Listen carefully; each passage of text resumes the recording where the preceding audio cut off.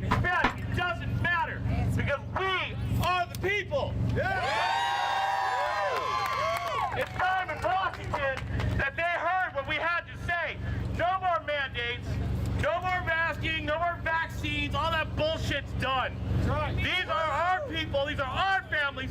We make the decisions for our children. For their future. Absolutely, borders definitely an issue, am I right? Yeah. We're tired of that shit. I don't have a problem with people coming here legally. There's nothing wrong with that. But coming up here and living off of all your hard work, you guys are working. You guys are working hard. Some of you understand 14 hours, 16, 20 hours a day out here on the road, watching all of what's going on. You're thinking to yourself, why am I doing this? I'm getting 32 cents a mile for what? No. These are our people, and we got to take care of them. I'm going to hand the mic off, you guys.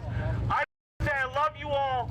Thank you very much for coming out, and thank you very much for making this a success.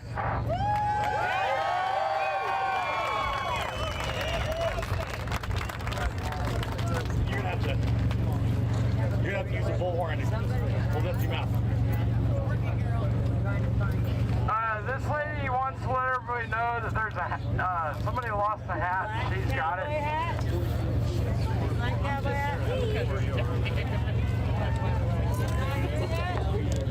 I just want to say, guys, Hold up your mouth. When you come up here to talk, you still got to yell and you got to hold it close to your mouth. So if you're going to be a part of the open mic night and say your piece, make sure you come up here, you speak loudly, and you point it out in the air. Got it? Freedom! all right, can y'all hear me now? Yeah! All right, I just want to let y'all know my husband and I came here from North Carolina. We joined the convoy today, and I am here as part of the nurses. And we want to thank the truckers. There's a lot of us that have lost our jobs, and because we will not take the vaccine. And I'll be honest with you, I'd probably be in jail right now if I'd stayed there. So anyway, I just want to thank the truckers and thank the people for supporting us.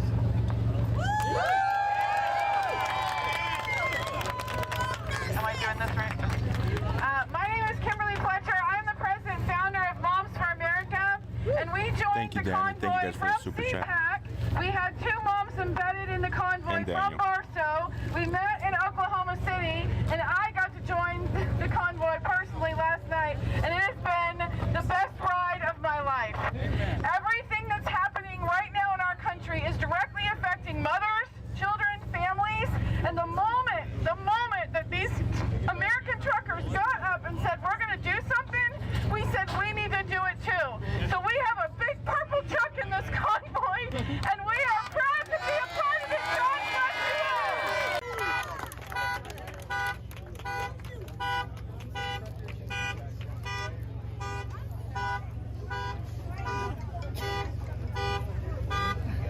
Somebody touch it. So my name's Al Rollins. I'm representing veterans here.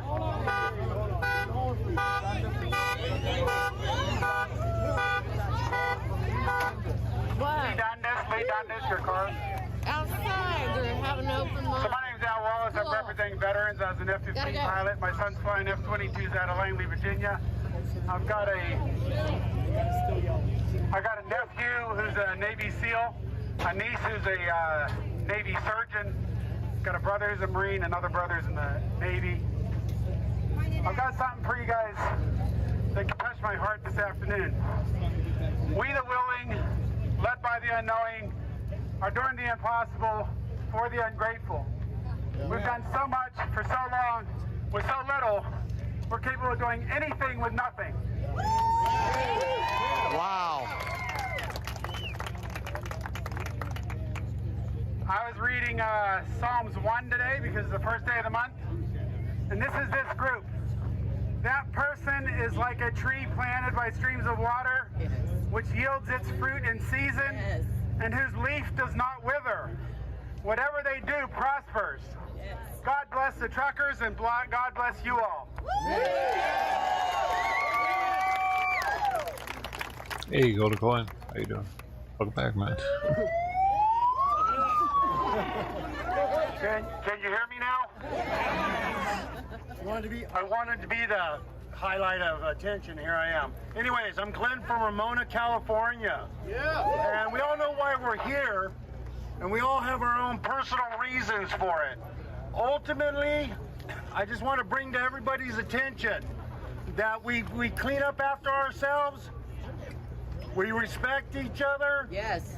We have people that may come and try to instigate us, and we need to stay true to our values and our beliefs. We're not the other side's behaviors. We don't pillage and we don't wreck stuff. United we stand. Right on my mouth. United we stand. Got it. I got a little excited. I thought I had a big enough mouth. Anyways, you know, we respect each other. We keep our areas clean. These people opened up for us and let us, you know, come here. When we're on the road, let's drive like human beings. Let's use our brains and a little courtesy because people are trying to work out there. Don't mean to be a killjoy, but, you know, let's get this through. Let's not turn it into a January 6th. Thanks. Leave it better than we brought it. So he must think January 6th. I don't know. I'm going to be real brief about this. When they talk about wanting to know why I was here. Up against your mouth. Right up against Right there? Okay. Literally touch it. But the reason I came on this, and I got to thinking about this on the journey up here. Hey, Spec. I'm doing this for my grandson. Because if I don't step forward and do something, I've constantly thought I need to do something, and I've never joined anything like this until this time. And it's like God told me, this is your moment. Go. And my grandson is not going to have a voice in this country if we don't do something. Right. We've got to stand up for our rights. We've let too many of them go, so it's time to let them know we are here and we're here to stay.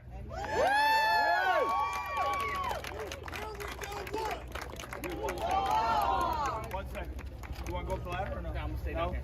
I'm just popping in. Make sure that you are placing the microphone close to your mouth. We'll all share COVID together. I'm afraid. I don't know if I should have said that, but oh well. The truth matters more than this other crap. Anyway, so hold it close to your mouth. Squeeze this little, I'm gonna unsqueeze for a second. That little thing, this little trigger area of the microphone to talk. So make sure you're doing that so everybody can hear you.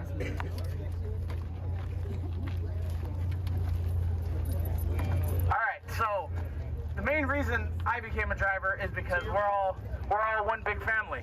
As you know, a lot of people think we're not. And the reason why I'm here is because my grandpa would be damn proud of me for standing up for my voice and everybody else's voice. He's the reason I'm doing what I'm doing with all you beautiful people. We are the people!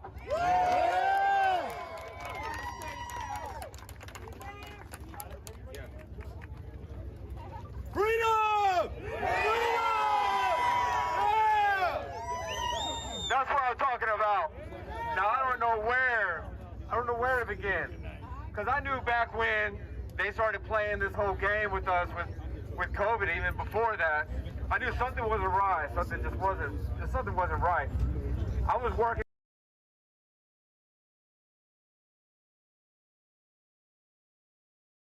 I tested negative. I walked out of there with a $1,500 bill in 30 freaking minutes.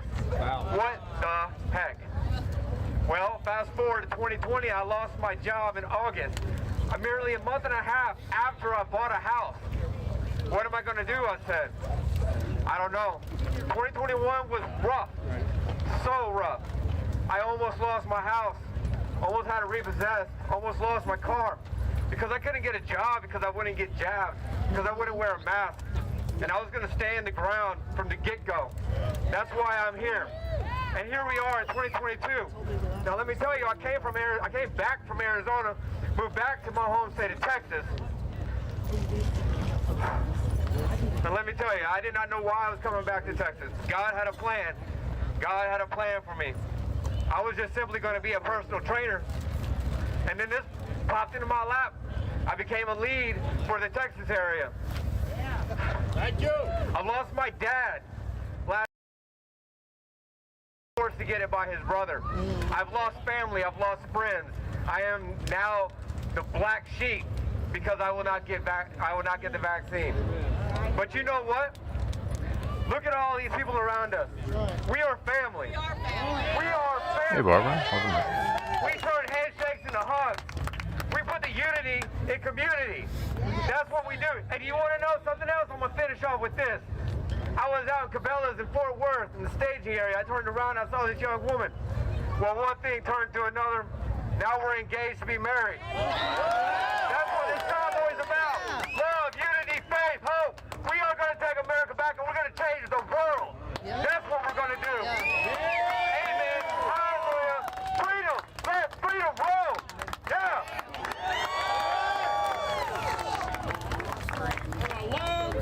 Sorry, yes, sir. My name is Al Vitale. I'm from St. Louis, Missouri. I joined the convoy this morning in Cuba, Missouri.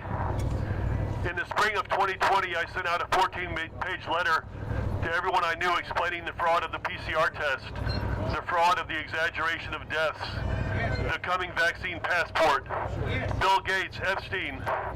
We knew all this in March of 2020. Later that summer, a group of friends and I started meeting in my living room. That group grew into a group of 1,300 people called Missouri Stands Up.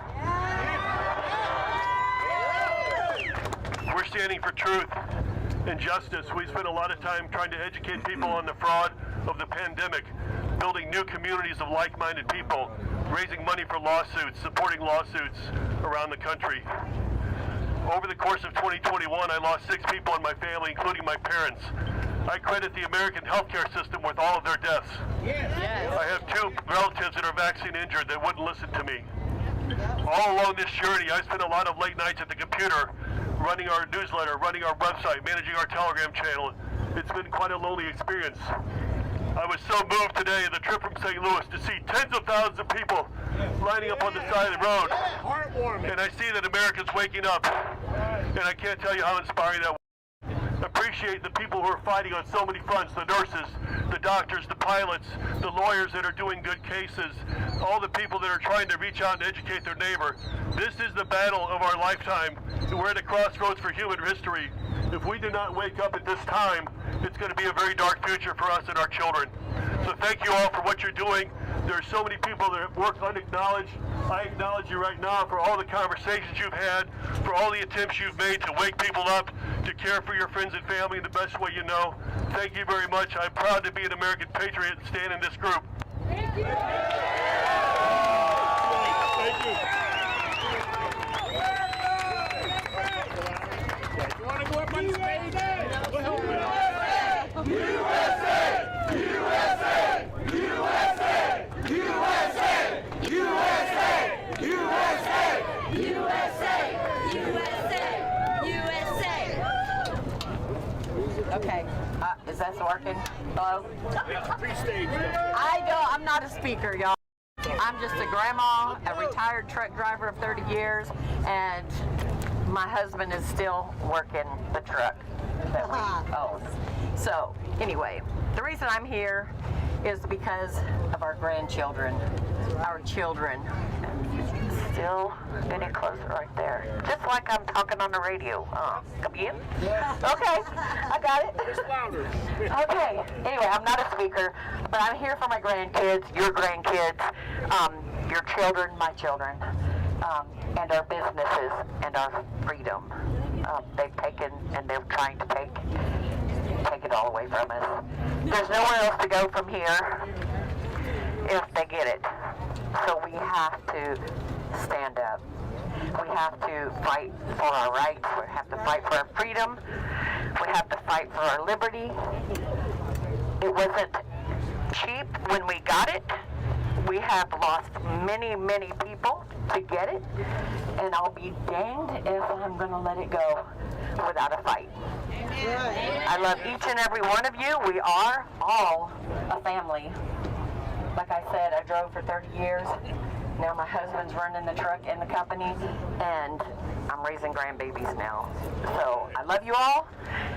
stay peaceful, stay respectful, and leave it better than we found it. That's right. Yeah, that's it. Thank you. I texted you guys earlier where that scale house was. Going You can hear me. Yeah.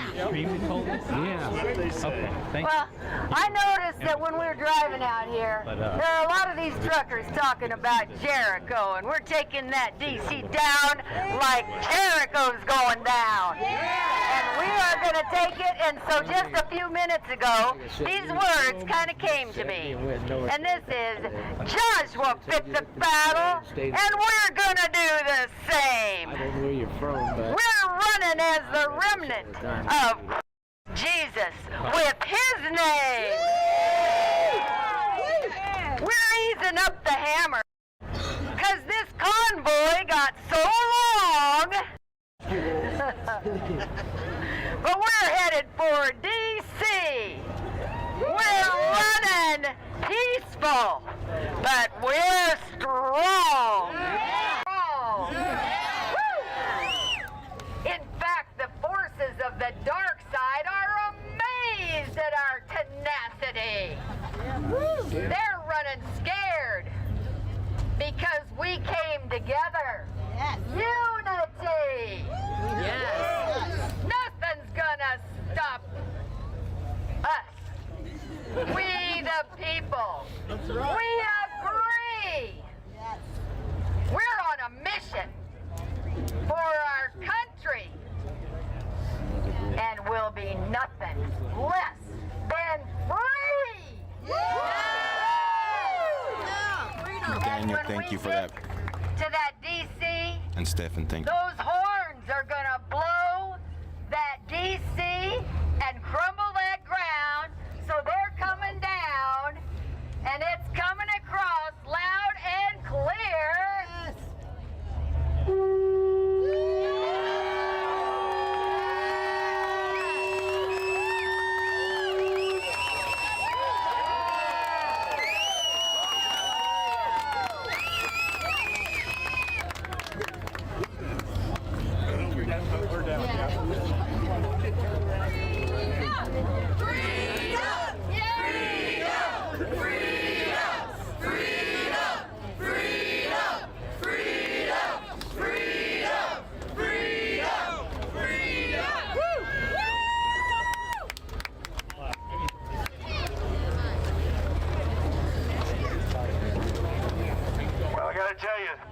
Standing up in front of a bunch of people over the last couple of years is starting to feel a little familiar.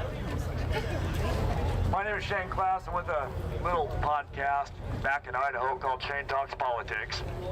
And I'm going to give you a backstory because hang with me because it's important to what's happening today. I had no intention of having a podcast. That's not what I set out to do. In fact, Shane Talks Politics was a name that was born because I was sharing so much politics on my Facebook page that a friend of mine said, you know what, you ought to have a podcast. And he kept at it, kept at it, kept at it. Finally, I started a page on Facebook and said, there you go, I got a podcast. It was just a joke. But then COVID hit, and our city council decided that it was time to have mask mandates around the city of Twin Falls. And I went, no. So, you know, well, it even started a little before that. First, the school started trying to implement their grand idea of science on our kids. So what they thought was, well, it's 98 degrees outside. Let's turn off all the water fountains before they go to school because they might catch COVID. Let's put them on buses at 98 degrees and keep all the windows up. Now, I don't know where that idea came from. No air conditioning with masks on, and let's give them one bottle of water that they bring to school with them and not provide any other water for them. So they were getting off the school buses, they were dehydrated, they were white-peaked, and I got pissed off and went on Facebook and went off on a rant, and next thing I knew it had like 28,000 views. And so people came out of the woodwork and they started calling the school and causing a fuss, and the superintendent called me up and said, Mr. Klass, can we talk? And I said, okay. Hey, Sad, I just want you to know we're putting the windows down on the buses, and we're going to make sure they have water, and we're going to take care of all of this. Would you please tell all those people that we're going to fix this? That's what it takes. Yeah. So here's what happens when you have a victory, then everybody starts calling you up and saying, hey, I got another problem. And next thing I know, I'm standing on stages in front of people talking. I didn't want to. So we go back, now we're back to the city council, and I thought, okay, how are we going to put an end to this? I know people don't like to show up for stuff, so let's call a whole bunch of experts from around the state. We got some doctors, we got mask experts. One of them, Tyson Gabriel, he's an industrial hygienist out of Phoenix, Arizona, and he actually teaches people about masks, and he came and talked. 300 people showed up. They had the votes. Now, before we got there, they had the votes. They already knew they had the votes. It was just a formality to get to allow the public to come say their 3 minutes. So after we got them all riled up, I said, okay, now this is all fine and dandy, but it doesn't mean anything if you don't go in there and talk. 154 people showed up to talk at 5 o'clock in the afternoon to get their 3 minutes. At 10:30 at night, 80 of them had talked. There was still more left to go, and some of those city council members were falling asleep, and they finally cried uncle. And said, we're going to table this. We're not going to do it. Well, as government will do, as government will do. And so our governor pushed the health districts to push it through. In Idaho, health districts are comprised of 8 counties, and each one of them has a county commissioner. They can either sit on the health district themselves, or they can appoint somebody to that board. 48 hours is the notice they have to give you before they have a meeting, and 48 hours is all the notice that we got. 250 people showed up, sent thousands of emails. I had one of the city council members call me up, and he was all pissed off. He said, Shane, why didn't you just call me and talk to me? I said, if you can't handle it, then you shouldn't be in office. Get the hell out. So, by the end of that day, we flipped the one vote we needed, and we shut it down at the county level. I got kind of excited. I thought, man, people will show up. Well, then the schools did what the schools did, and they put the masks on the kids. And I thought, no problem, we're going to rally the troops. Everybody's going to show up. And about 10 people showed up. And I felt defeated. And then we saw people started getting more complacent. They started being sheeple instead of people. And it was harder and harder and harder to get people to show up. Now, I got asked to come speak at a couple rallies we had and stuff like that, but I was really feeling defeated.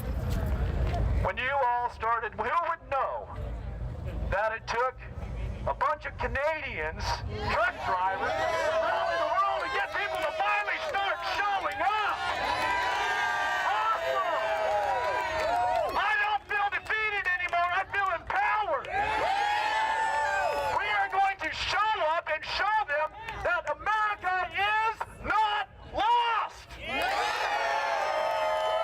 the people are in charge. You work for us. You work for us. You work for us. Thank you, each and every one of you. You gave me a restored faith in humanity and America. Liberty Bell is ringing, and it sounds like a truck horn.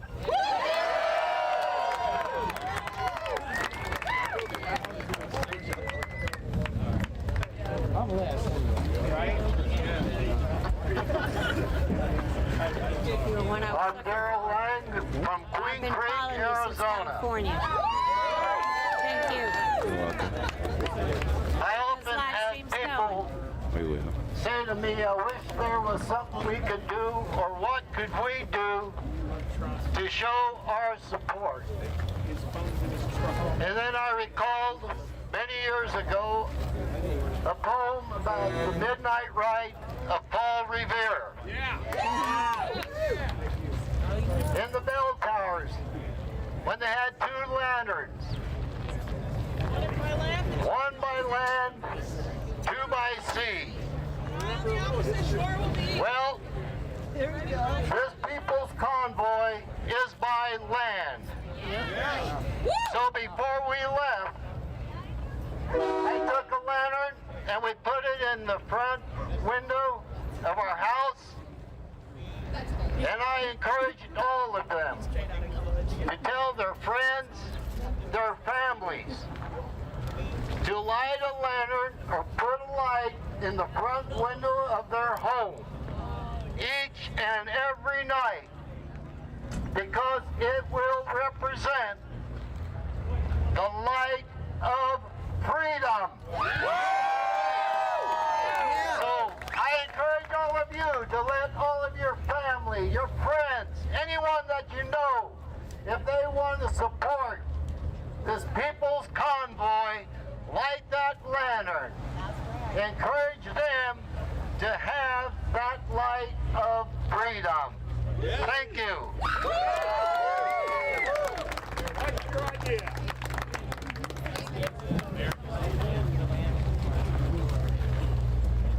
Hello everybody, my name is Thomas.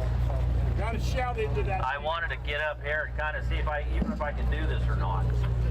I not only represent truckers, but I also represent farmers. Yeah. My wife and I have a farm in northeastern California in Lassen County. And, you know, we prayed about this. We had to live with this COVID thing that they've got going, and we had to work all the way through it, just like every truck that you see around you. Yeah. We didn't have a choice. Not like our government that sits at home and... Eats ice cream. Well, yeah. So my wife and I, we had, when COVID hit, we had kids. We got 8 kids. And they started losing their jobs. So we had to bring them home and put them to work. And of course, I kind of worked a little harder than they expected to, but we got it done. Then we started trucking. And we had to go get supplies. We had to go to different states, and we realized what other people are living like. Because although we're in California, thank you, Daniel, and thank you, Dorothy. So we much really didn't appreciated. shut down. And we went to Idaho that everybody was talking about. These people were scared, and they wouldn't let you in the restaurants. And we went to Washington, and we had to go eat beef sticks. Whoever could hand it through the door to us so we could eat. We started hearing the stories of everybody that we come across. You gotta yell. I can't hear you. All right, thank you. By the way, Brian and this whole crew has just been awesome. Yeah. Whole thing. And thank you for letting us have a few words as well. So anyway, my wife and I prayed about it. We have a bunch of grandkids, and we have a lot of future that you can look around, and all these places that we're traveling through. The children are sitting there, 4 or 5-year-olds, 2-year-olds. They've got dreams and hopes in this America, just like I had when I started with nothing. And now we got something, so they deserve the same thing. They deserve the hopes and the dreams, and if they fail, they deserve to fail. They deserve to try. Exactly. And there ain't no government guy gonna be sitting there at home, sitting on the phone with his kids, charging me a bunch of money when I have to go to work to feed them. Hell no! We do wildland fires, and I got on a radio station and I said, you know, I fought wildfires for 26 years. There's guys getting fired doing this. And we have a flour mill. We did make food for people to put on their table. And we trucked this stuff to the stores. And I never once thought one time about who they voted for, Amen. Who they were, what they thought of me. I just wanted to make sure their house didn't burn and they had food on their table. And these are the people and the men and the women around you right now that do the exact same thing. And we're going to go to Washington and we're going to get them off of their homes, get them off of their little phones, and they're going to have to start going back to work like the rest of us. Thank you very much for doing this, and I love seeing all your faces. It should be handshakes and hugs from now on.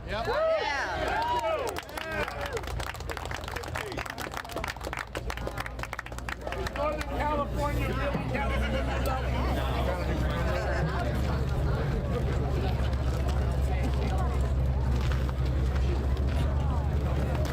I'm going to try not to cry. My name that my grandpa gave me, when I was little, about 2 years old, was Ramblin' Rose. His name is Everett. He is from Indiana. He was in the Air Force for over 27 years. He was captured by the Germans. Was in a prison camp. Almost died, but thank God he escaped.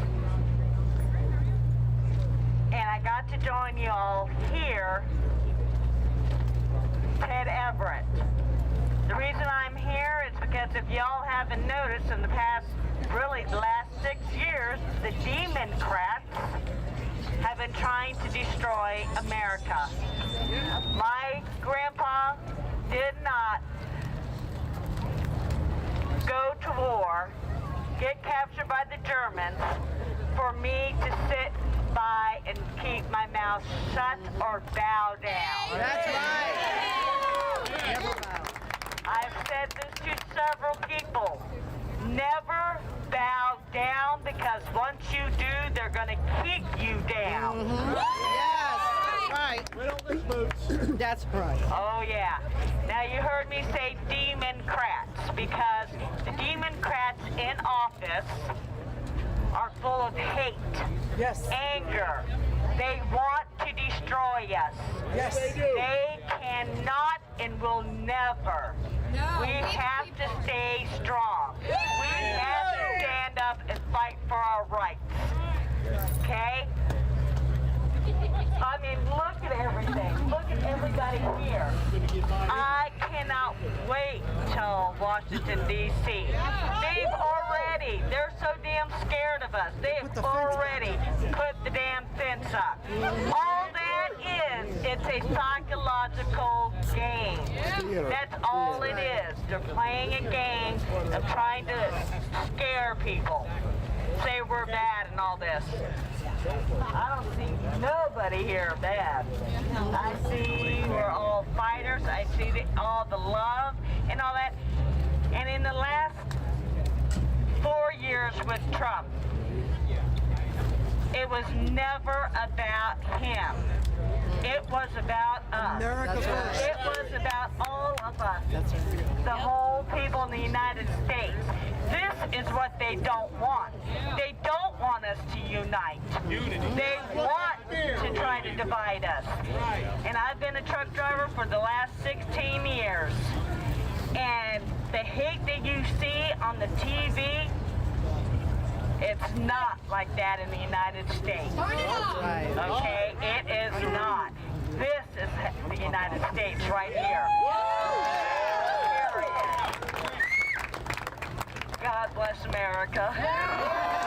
And thank you all so much for coming and supporting us. Thank you for supporting the United States.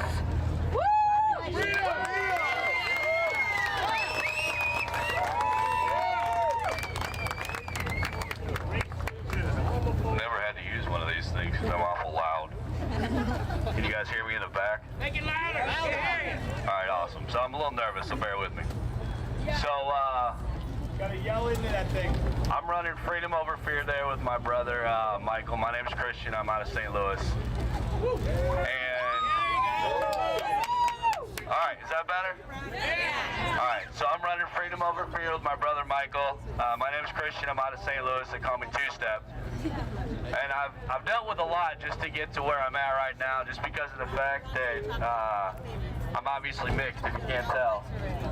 And exactly. That's right. And that's one of the biggest things. A lot of people are like, "Oh, why are you doing that? You know, you're this race and yada yada yada."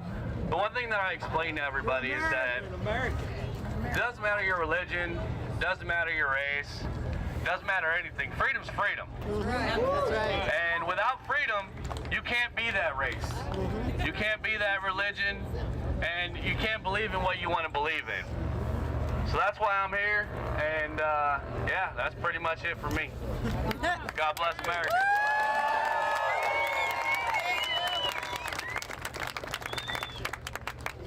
Don't worry, I ain't talking too much. I just had to come up because there's been a guy that has live streamed every portion of this convoy. He's got a huge following. Like, I'm lucky to even know this guy. He's also actually, even whether he'll admit it or not, has been a part of the organization of this. Remember, I've told you there's 30-some people involved? Yes. Guess what? Trucker G's been a part of that. Trucker G! So without further ado, I would like to invite Mr. Trucker G up here to talk to all of you wonderful Americans.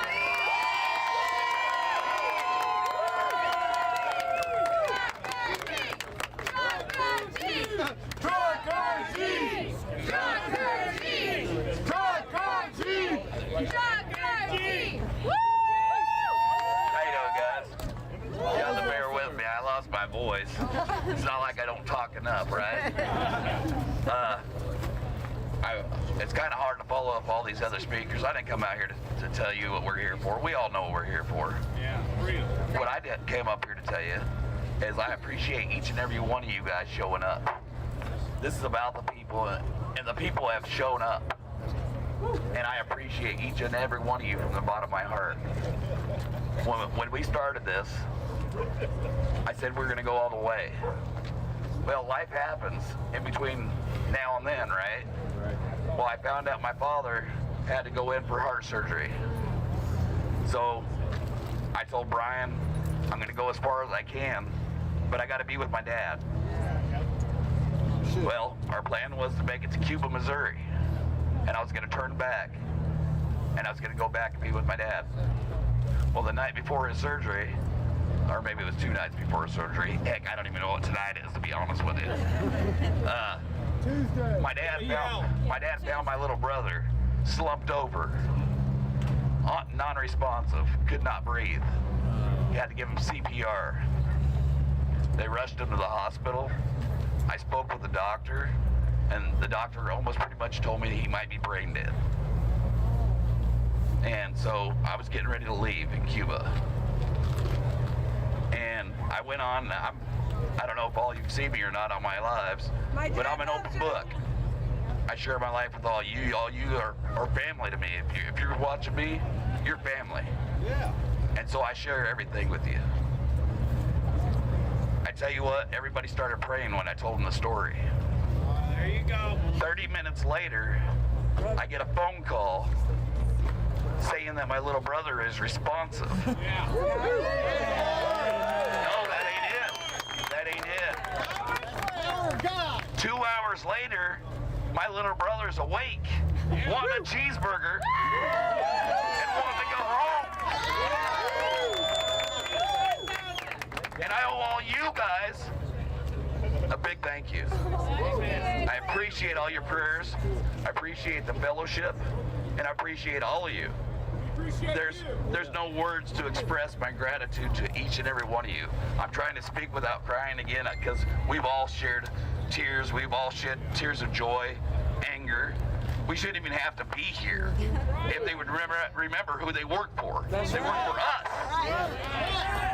We're gonna remind None of us should have to be here. But thank you all from the bottom of my heart. I can't express it enough. Thank you.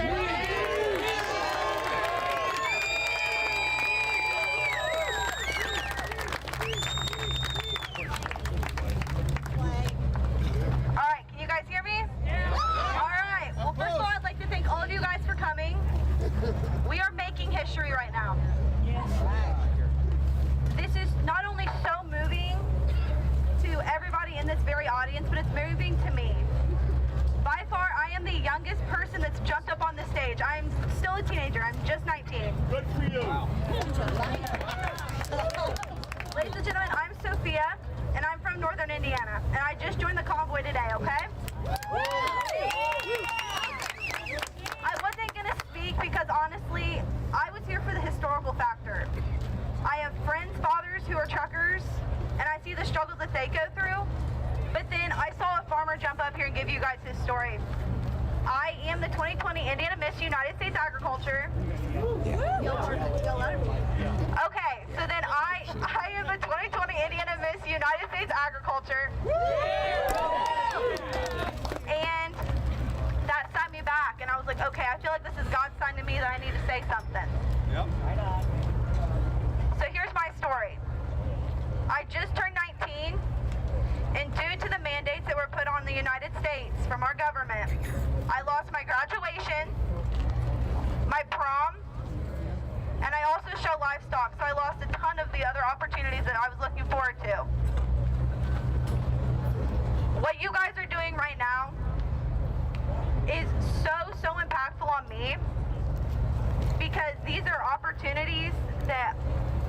looking forward to for 12 plus years. And you'll never get them back. And I will never get them back.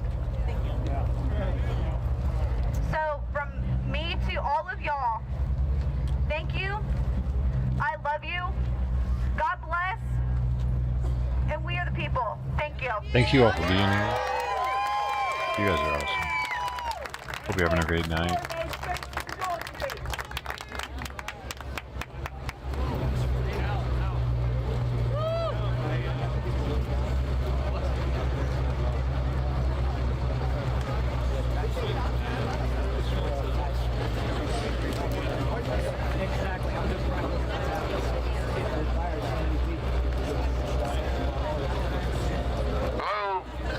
See a little brown chihuahua running around?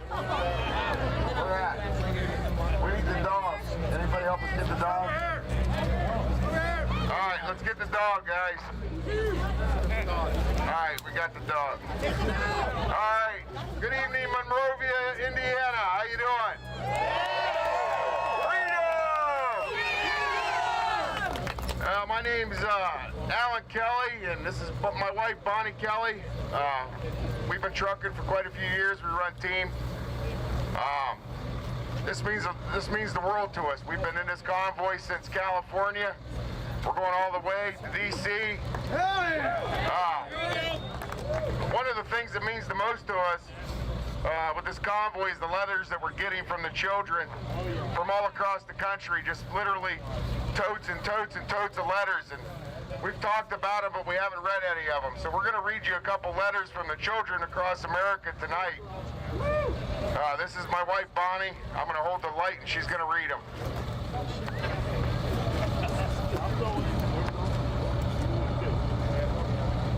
Can you hear me? Yeah. All right. This is from Owen out of Idaho. Dear Mr. and Mrs. Trucker, thank you for what you're doing for our country. I am only 11, but I know what's going on is wrong. Thank you for your sacrificing your time to try to bring back freedom to the United States of America. Let God be with you. Sincerely, Owen. Here we go.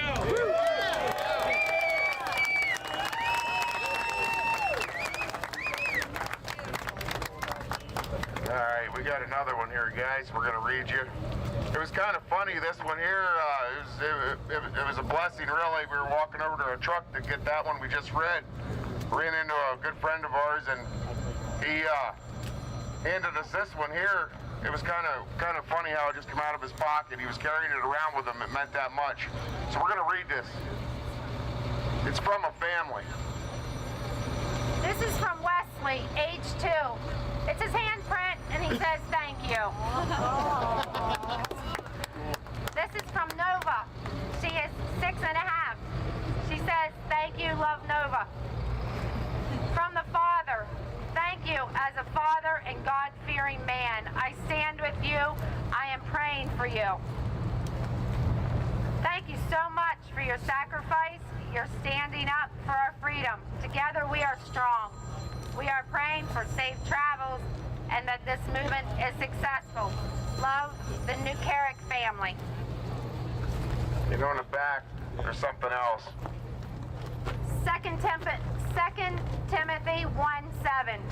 For God has not given us a spirit of fear, but of power and of love and of a sound mind.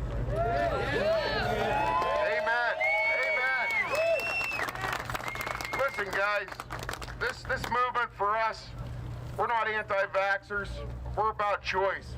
But we believe in order to make a proper choice, the American people ought to know the truth so they can make a sound choice. We appreciate all you guys across America standing on the bridges, sides of the roads, flying over us, military, police, first responders, the American citizens, because without you, this wouldn't be anything.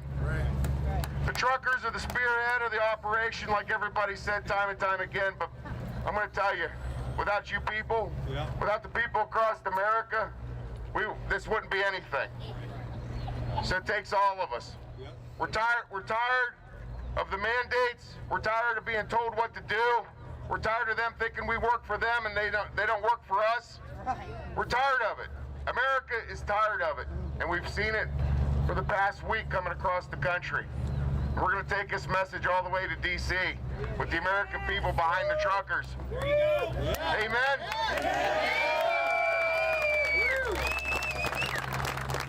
Thank you, Monrovia, Indiana, for your hospitality. We love you, and we're going to D.C. to fight for our freedom.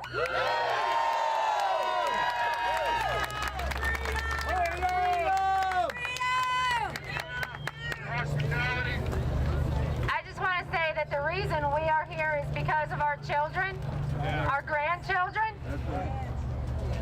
My grandfather was in World War II, and on the back of Mike's trailer is a flag flying from World War II. These soldiers died and shed their blood on foreign soil for us, and we need to make them proud and stand up for our freedom. Yeah. Absolutely.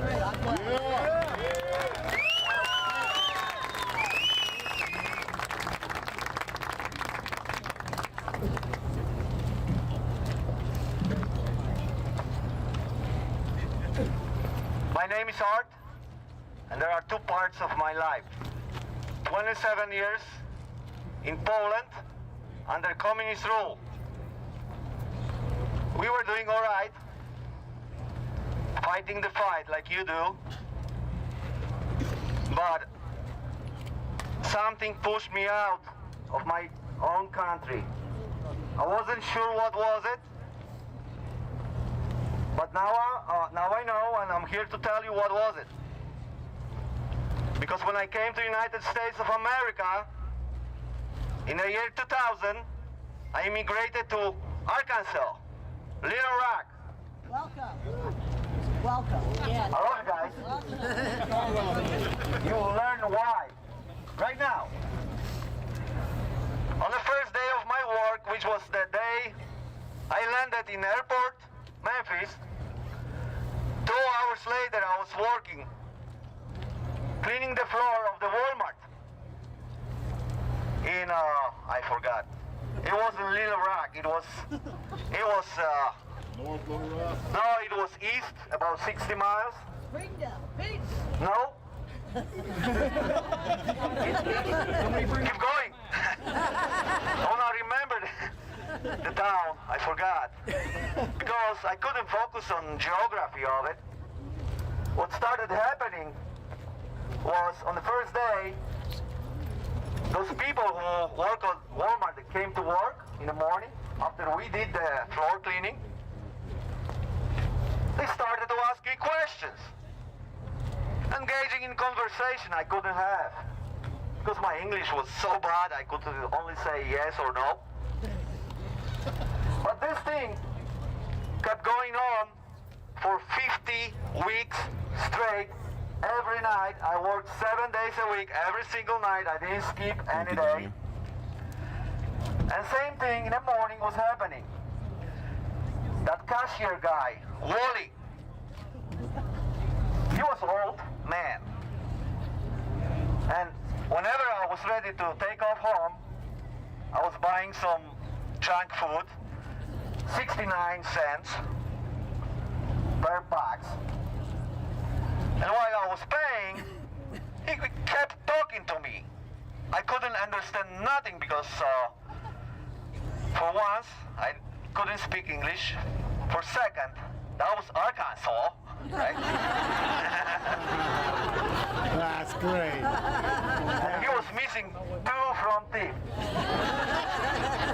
He was an old man, maybe 75. But who knows? You age differently than we did in Eastern Europe. In Eastern Europe, the expectancy was like 63. The average age you die was 63. So I was very hooked. So I started learning English to be able to understand. But more than this, more than the content, I was really interested on why on talking to me every morning. And here's why. You ready for it? We don't talk to strangers in Poland. Okay?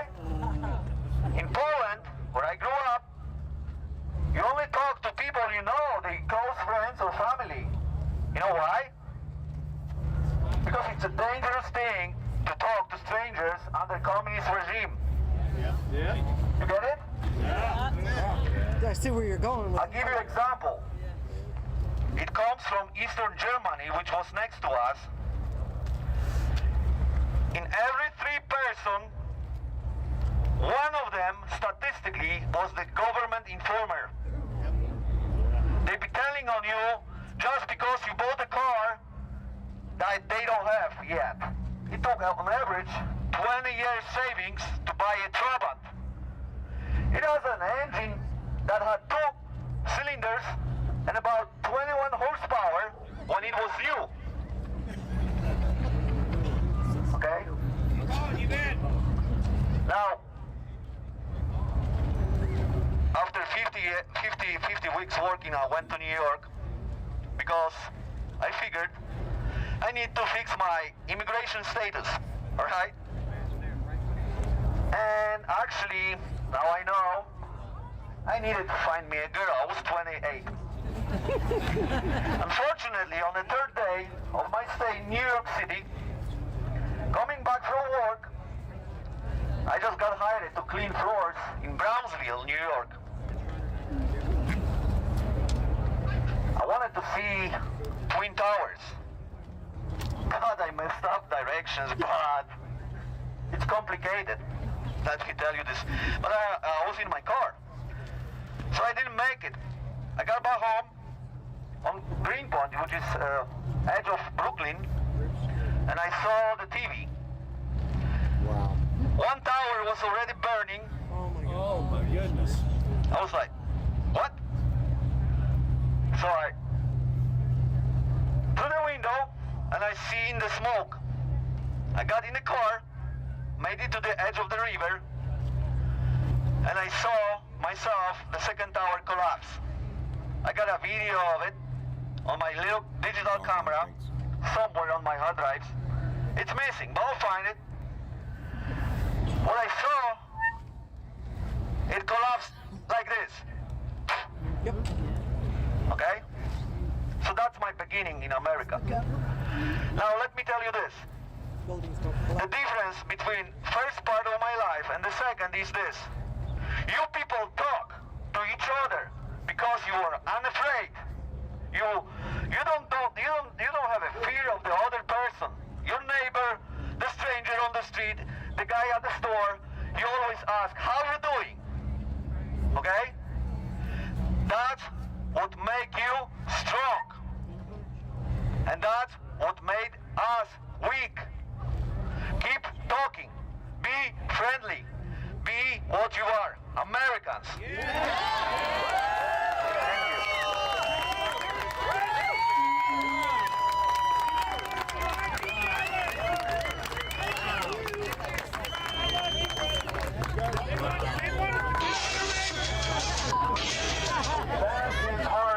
I don't want to take up much time because I'm just listening to you guys talk. This thing's wet. Did he get a Is there a mask somewhere? I've flown a lot over the past couple of weeks. I have flown a lot. I do have a mask. I hate it, but you have to wear one. It says, my governor is an idiot. Now, everywhere I've been, which has been many miles across the U.S., back and forth from one coast to the other coast, everybody, nearly everybody, I should say a lot of people loved my mask. They said, I love your mask. And I thought, how crazy is that the day would come when somebody would say they love my face diaper. It's here. It's all around us, but people are hungry for the truth. Breadcrumbs, just something. Give us something. Fight for something. And this is what it's all about. Today I witnessed you guys running underneath of us in the convoy. We were fortunate enough to get ahead of you guys, jump out of the bus, and stand on the bridge and watch you guys go. It was a beautiful sight.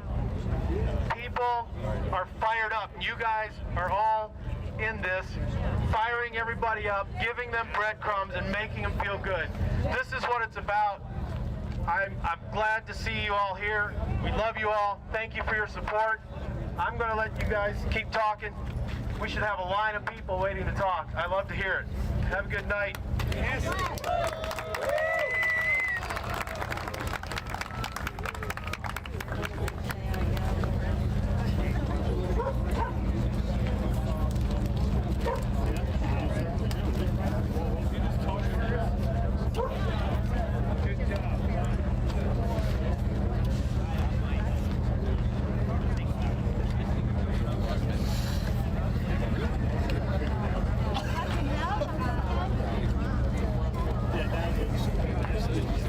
I'm going to make this really short. We've been talking about freedom. We've been talking about truth. I love a lot of these testimonies. I am going to tell you who you are, and I'm going to tell you who told you who you are. Okay, how's that? Oh, better. I can tell the difference. We talked about truth, and we talked about freedom. There is a famous person. You'll be shocked when I tell you his name, but he's going to tell you who you are. And he's going to tell you who you are by his historical definition, the big lie. How many have heard about the big lie theory? How many of you have heard of Joseph Goebbels, Adolf Hitler's prime minister of propaganda? Brilliant man, brilliant, sway the whole German nation. Here's his quote of the big lie. You're going to love this. And it will define who you people are, because you've been set free from that lie. Listen to this. If you tell a lie big enough, it's got to be a big lie, not a small one. And if you keep repeating it, people will eventually come to believe it. The lie can be maintained. Listen to this. You can only maintain the lie for such a time as the state can shield the people from the political, economic, and or military consequences of the lie. It gets better. Listen to this. It thus becomes vitally important for the state to use all of its power to repress dissent, for the truth is the mortal enemy of the lie, and thus by extension, the truth is the greatest enemy of the state. You have the truth, you've been set free, you're the greatest enemy of the state. You keep the truth and help others get set free. Thank you. Good. Freedom sets you free.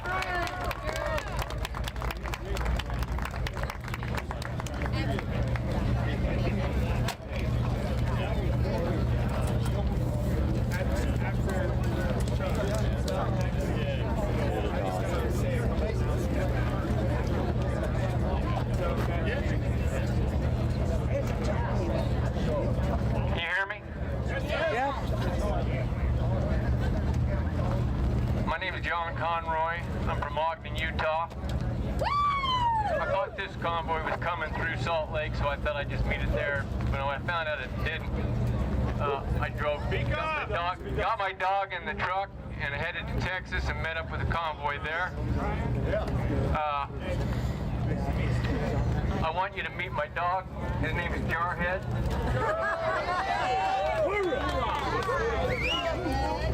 Salute, Jar. Salute. He's nervous. He's nervous. I want to thank all the Marines. We got any Marines out there? Hoorah! I want to thank the Navy. I want to thank the Army, Coast Guard for all your service. I want to thank the Canadian truckers for standing up. I want to thank the truckers here for standing up. It's what moves America. It's what supplies America. Trudeau in Canada, wanted to convince his people that this is a fringe movement. Maybe he's fringe. Right. They want the same here. The mainstream media, the propaganda machine. Yes. It doesn't want the people in America to see this big crowd. Because if it sees this big crowd, the world's going to stand up. That's right. News! Don't The fake news, yes. And so I just want to thank. I called my family on the way out here, and I was trying to explain to them what I was seeing on these overpasses with these people coming out and supporting with the flags and stuff. I couldn't get a word out to my family because I couldn't stop crying. I was so happy to see America stand up. It gave me a renewed hope. So, Biden, I don't know what to say about that guy. But I just want to say that Biden, this is America right here. And I got a message for him. He's a thief! Let's go, Brandon! Yeah, let's go, Brandon. Our patience is wearing thin, Joe. Yes. Yeah. That's what I want to say. And I want to thank every one of you. I love you. And I can't wait to get to D.C. with you. Thank you.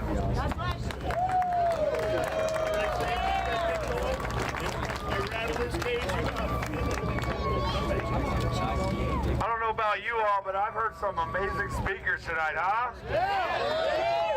This is what it's about. It's about the people, and it's time that we all remember that it's about the people. It's time that our government remembers that it's about the people. I'm going to pop up here and just say a few announcements and then turn it right back over to everybody that's here tonight that wants to talk. First thing is, we've normally had that morning meeting. We're not having that tomorrow morning because we're here for 2 nights. So get some rest, sleep in, enjoy your night, enjoy your day. Tomorrow night we'll have a big shindig over in one of those buildings. I think they call it a rally. We'll do one of those things with all the talking heads again, okay? Look, that ain't me. I'm forced to do this, but that ain't me. Jennifer, are you about ready? I don't think I can hold this crowd much longer. Jennifer's going to come up here and talk about some good stuff. Everybody's going to come up here and talk about good stuff. Everybody is entitled to their opinions and to their beliefs. That's the best part about our country. But I just want to remind everyone that this is the People's Convoy, and the people are the ones that are speaking tonight. If you're worried about coming up or you're nervous about coming up, don't. Because all of us right here, we're now family. Yep. You're all my family. I'm part of your family. We're all family, and we're going to always be family. Yeah. So don't be worried about coming up and speaking. Come on up and share your story. This could go all night. I don't care how long it lasts. I might not be here all night, but I don't care. This is open mic night because it's time that everybody hears from the people. Right. Let's do it just for fun one more time. Okay. It's time that the government learns that they work for us. Jennifer, you're up. Oh, I didn't even say the darn announcement. No meeting tomorrow morning, sleep in, but there is some breakfast that's going to be provided approximately 8 a.m. right in this general area. I'm sure there's a lot of people that'll bring some breakfast, but there's some great folks that have volunteered to provide a little bit of breakfast right here at this step deck, 8 a.m. tomorrow morning. Don't feel obligated to come, but by all means, please come down and share some food. Tomorrow during the day is pretty much just a hangout. Just relax, get laundry done if you need to, go find laundry facilities, whatever. And the other thing I want to say, I hear a lot of talk about the truckers tonight. A lot of talk about the truckers. Listen, this ain't about the truckers. It's just the truckers that have stood up initially, yes. The truckers are spearheading it, yes. But this is about the people. There is a parking lot full of cars and RVs. RVs over here, cars over there. There's motorcycles. Shoot, if you got a golf cart that can do 45 miles an hour, bring it on! This is for the people!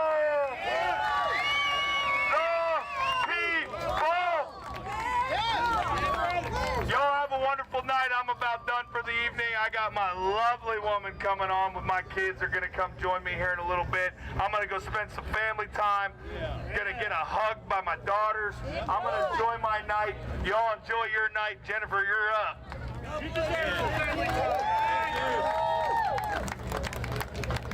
My name is Jennifer. Brian already said that. Can you all hear me?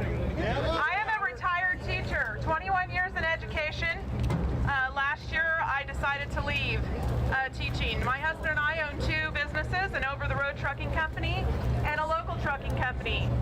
My youngest son drives for us. Our oldest son actually dispatches for us. My brother is here as well. He drives in North Dakota.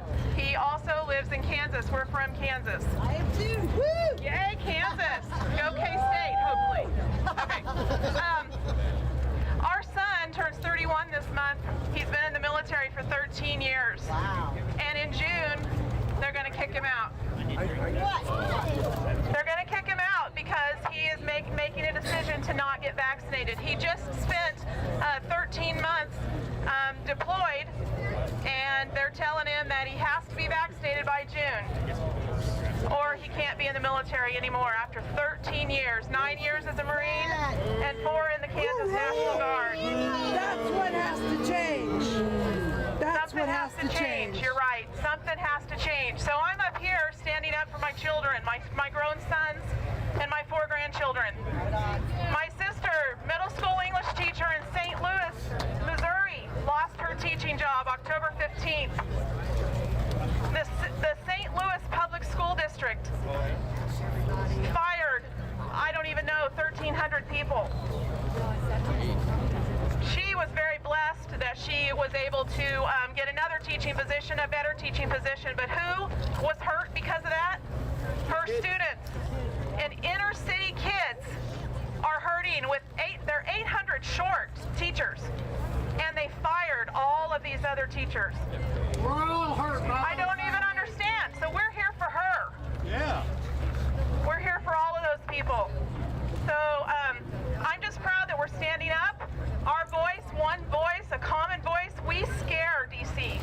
They're afraid of that because we are powerful when we're together.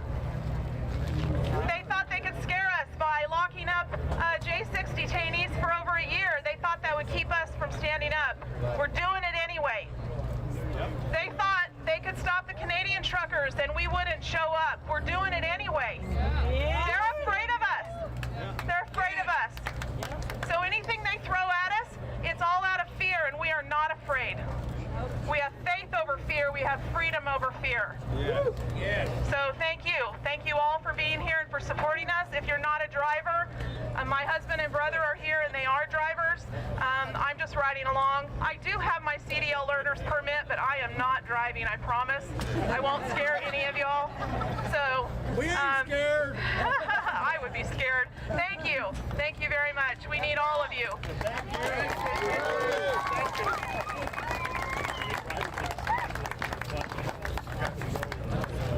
Can everybody hear me? My name is Doc Couch. I'm a Greenside corpsman many, many years ago. 1983, I was in Beirut and got blown up.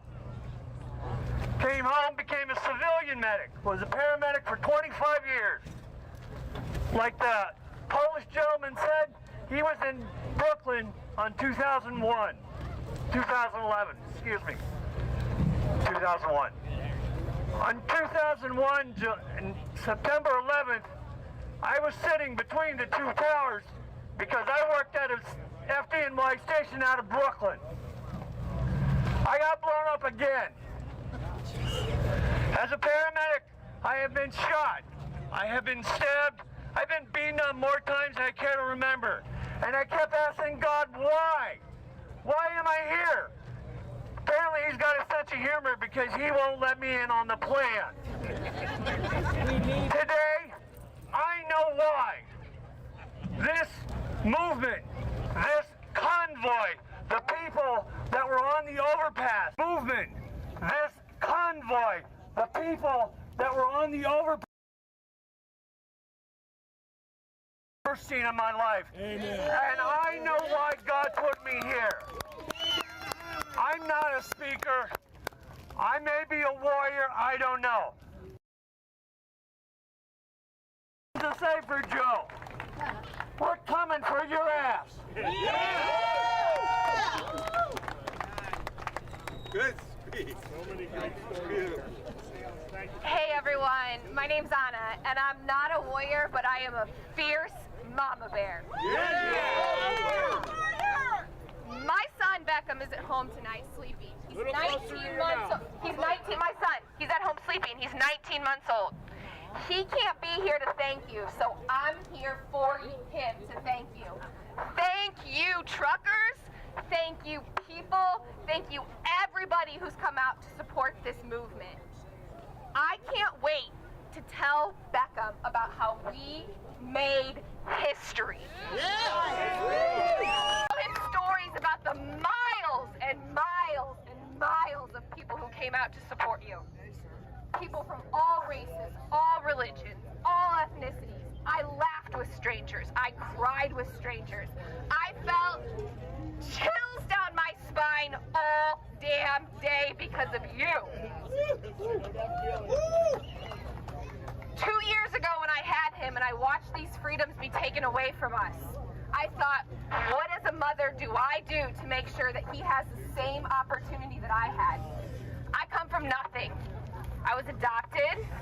My parents worked 3 jobs to put my brother and I in private school so we could have a better life.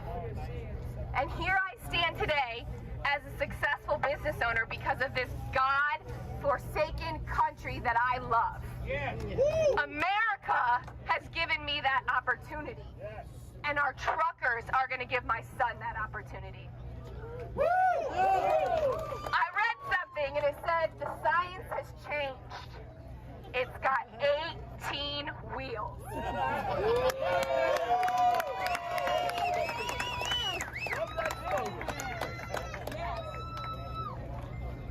So on behalf of all of us, all the mama bears out there, all the papa bears who didn't know how to do something, who didn't know how to stand up and fight for our kids, I want to thank you from the bottom of my heart for giving us all an outlet to feel like we have a chance to be a part of history and a part of freedom and a part of a movement. So if you would, I would like to offer a prayer up for all of you. If you would bow your head. Dear God, I just want to thank you for giving us all the courage to be here today, for the strength to stand up against what we have been taught was wrong, but we know is right. I want to thank you for these courageous truckers who I know are sacrificing time, money, and resources to do this for our country. May our founding fathers look up and be so proud of everything that they have done for us. And may you watch over them and bless them with safety and security through the rest of this ride. Amen. Amen. Woo! USA! USA! USA! USA! USA! USA! USA! USA! USA! Hey, real quick, I need Tara Bauman. This your card? Well, I'm not going to tell you that right now. Alright, I'm trusting her. Thanks. You lost your card. You lost your card. One more thing. Hey, once it was lost, now it's found. I wasn't going to tell you my name, but that's okay. I'd rather have my debit card. So thank you. I was going to go buy us all a bunch of that weird merchandise at the front. Long way to Rio. Hey guys, for the last time, thank you very much. I am heading out tonight, but thank you for everything. Thank you for being a part of this. Tomorrow is literally just a relaxed hangout day, okay? Nobody needs to be anywhere. Nobody needs to do anything. We don't expect a big rally during the day or none of that. There's no meeting in the morning. It's literally just rest. We got a lot coming up after this stop. A lot. Ohio, and then Hagerstown. Anybody knows about Hagerstown? That's 40 miles from the Beltway. We move 2 more stops, Ohio and Hagerstown. So please get your rest tomorrow. It's much deserved and it's much needed. Get your rest tomorrow. Tomorrow night, 7 p.m., inside one of those 2 buildings is a rally with all the talking heads again. It's the truth. I'm going to speak the truth. I'm sorry, but it's the truth. Rally in one of those 2 buildings. They're great people. I'm not trying to put anybody down. They are great people. They're really knowledgeable, all that good stuff. But this is about the people, not about somebody trying to win a campaign.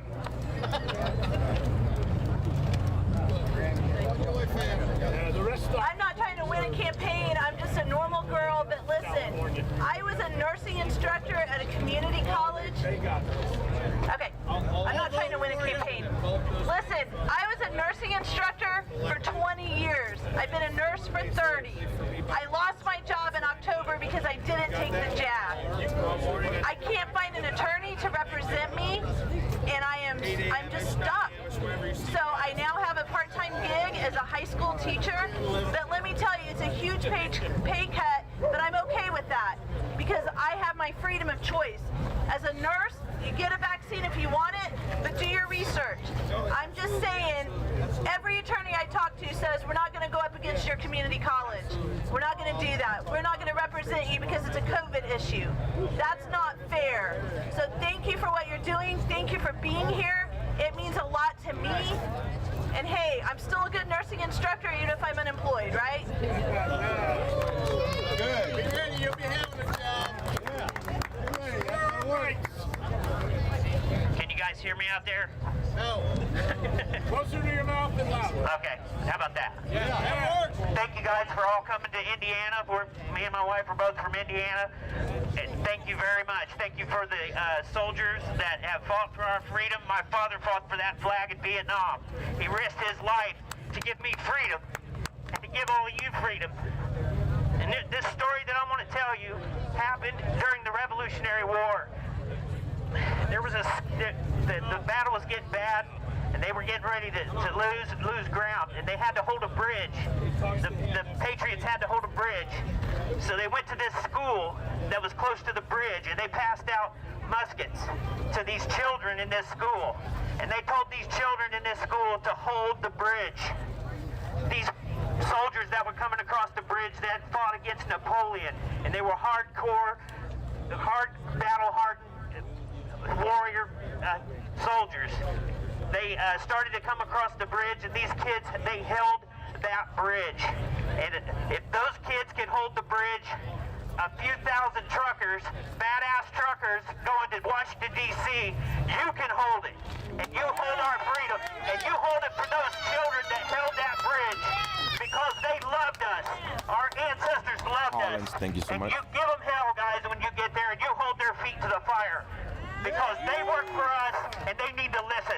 They need to get the shit out of their ears and listen to what we have to say. So thank you guys very much. I'm sorry I'm nervous as hell and shaking, but I thought you guys needed to hear this. Hold the line. Hold the line, everybody. Freedom!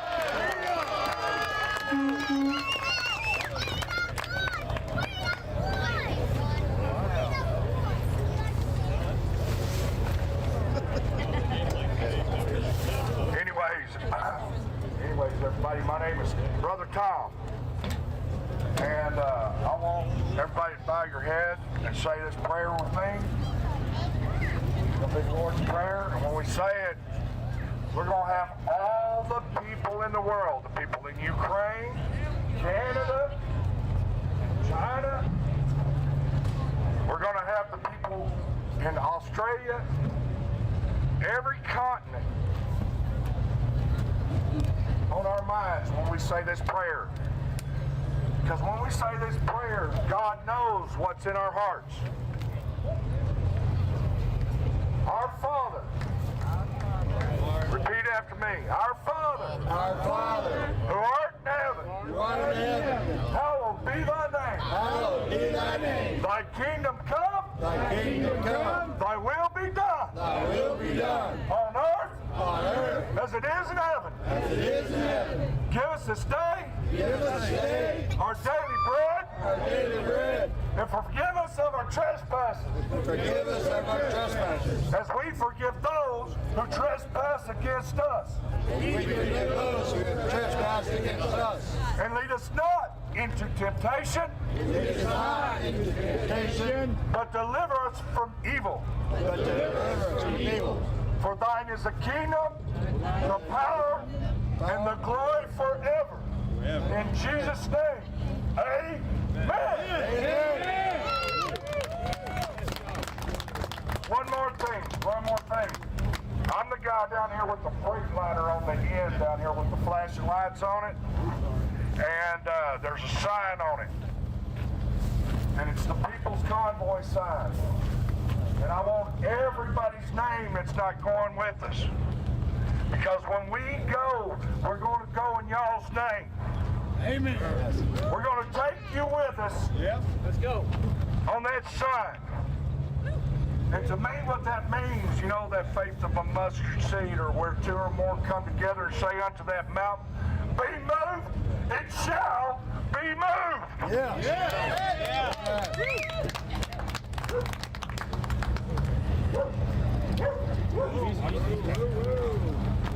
I don't know how do you just like that. Can you hear me? Yes, sir. Can you hear me? I'm not going to yell. I don't know why all of a sudden I felt dizzy. Just hadn't eaten probably a little while. Okay. I'll be right here. This morning I didn't know if I'd be here joining with everybody here, and I want to say that I've been in this movement, and I'm a journalist, and I was there January 6th, and really at the year anniversary I started coming out of the closet about it. But on the day of January 6th, I posted all over the place what we were doing and all this. I was there with a very good national media group. I want to say the only reason I felt like I really should come up here to say, I've heard General Flynn many times say how everything we do is for our children and our grandchildren. I have four grown children, and today I have my first grandchild. It was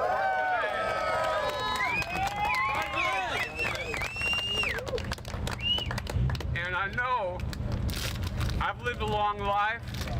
I never drove an over-the-road truck.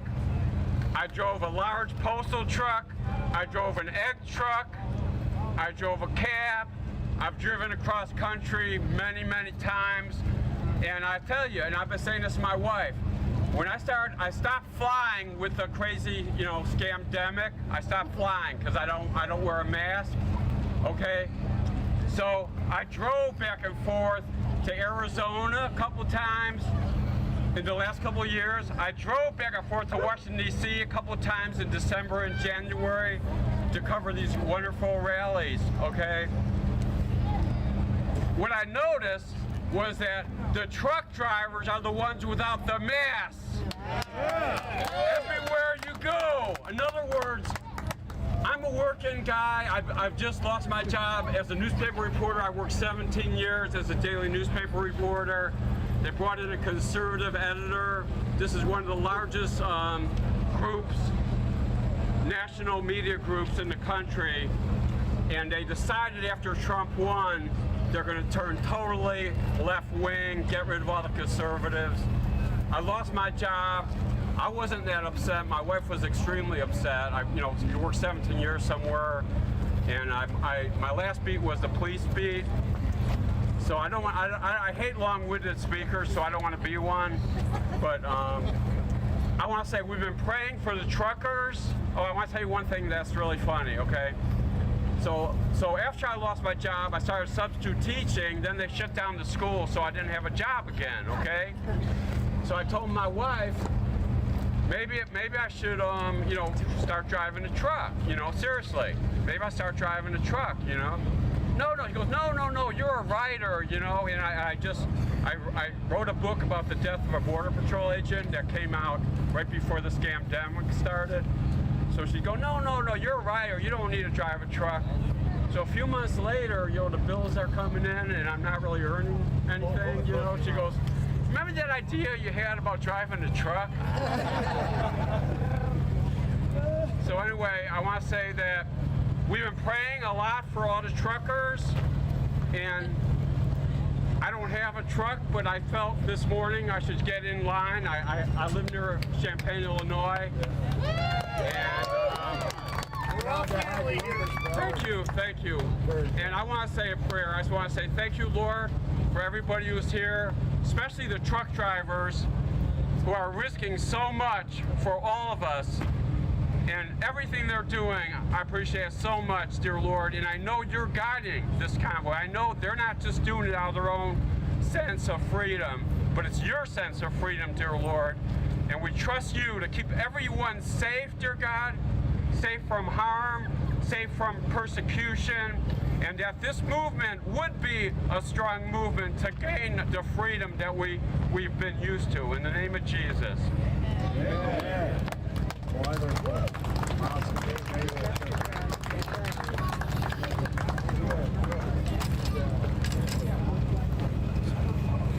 Hello. My name is Juan. When they ask me if I've been vaccinated, I always want to say that I got the polio shot when I was 5 years old. Yeah.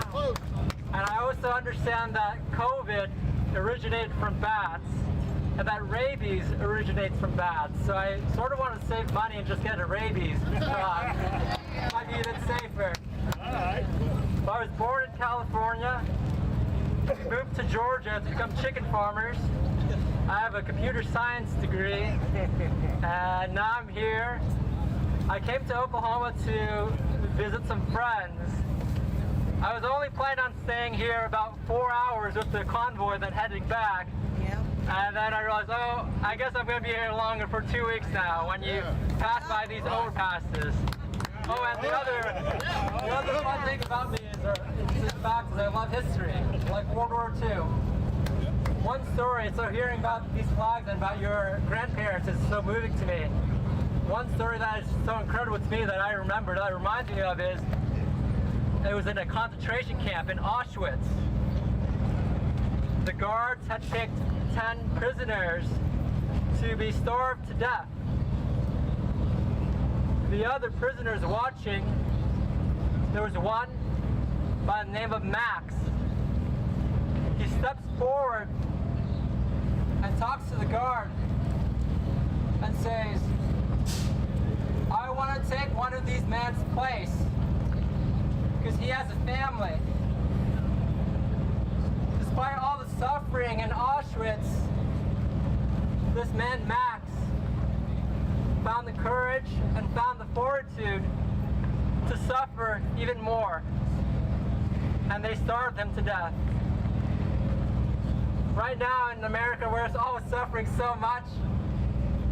Truckers and nurses, teachers, we're losing our jobs. And it's so moving in this movement because here, whether we are driving in the convoy, whether we are baking cinnamon rolls this morning, whether we're crowding the bridges, we've all decided in some way to take one step forward.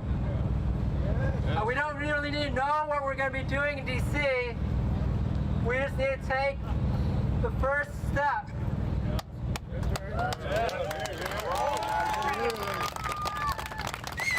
We don't have to have the grade. We don't have to be the smartest. We don't have to be the strongest. We just have to take the first step. Part of being American is that even if the odds are against us, we're gonna outwork them. Yeah. Do not let them, do not fulfill the mediocre expectations they have for us. Yeah. They ask us to be inclusive. We seek to be intentional with our relationships. They ask for diversity. We seek to build community. We would take this righteous anger and transform it into generosity, into patience, into charity, first towards ourselves, then to our neighbors, and ultimately towards them. This is how we will succeed, because our freedom comes first from knowing the love that God has for us and how that sets us free to be our authentic self. And this movement is more about sharing that freedom of His love with everyone else. Yeah! Thank you so much. Thank you so much for taking this first step with me and allowing me to take it with you. Yes, absolutely.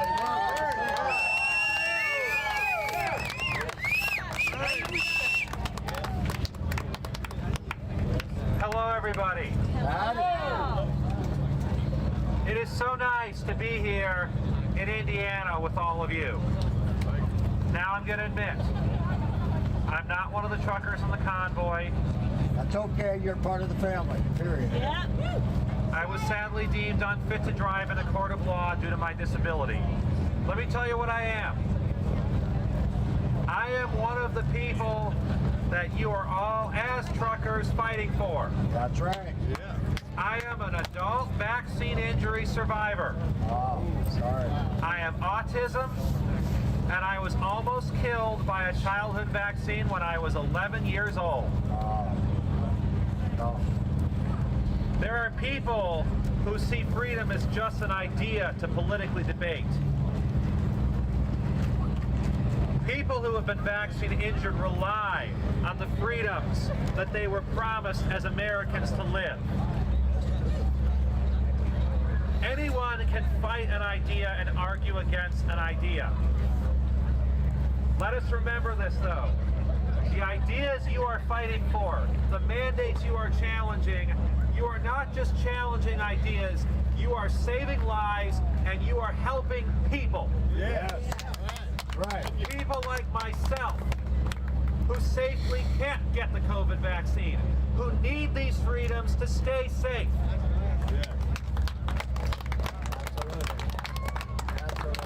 I could not participate because I cannot drive, but I came here on a bus. I was already in Indiana doing a musical performance, the traveling musician, at an event that allowed an unvaccinated person to perform because I couldn't go to another event because of a vaccination requirement. You will see me tomorrow playing the music I love because there's stuff I can play here I can't play everywhere else. Before I go, I will say this.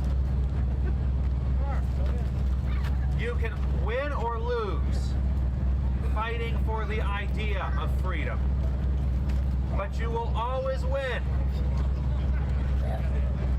if you openly fight for people whose lives rely on freedom. Yeah, absolutely. As the Bible says in Genesis 50:20, you intended to harm me, but God intended it for good.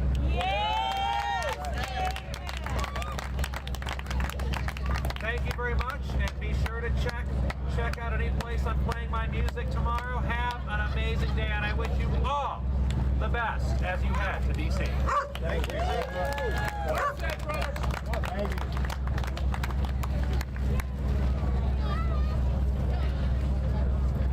Hi, my name is Matthew.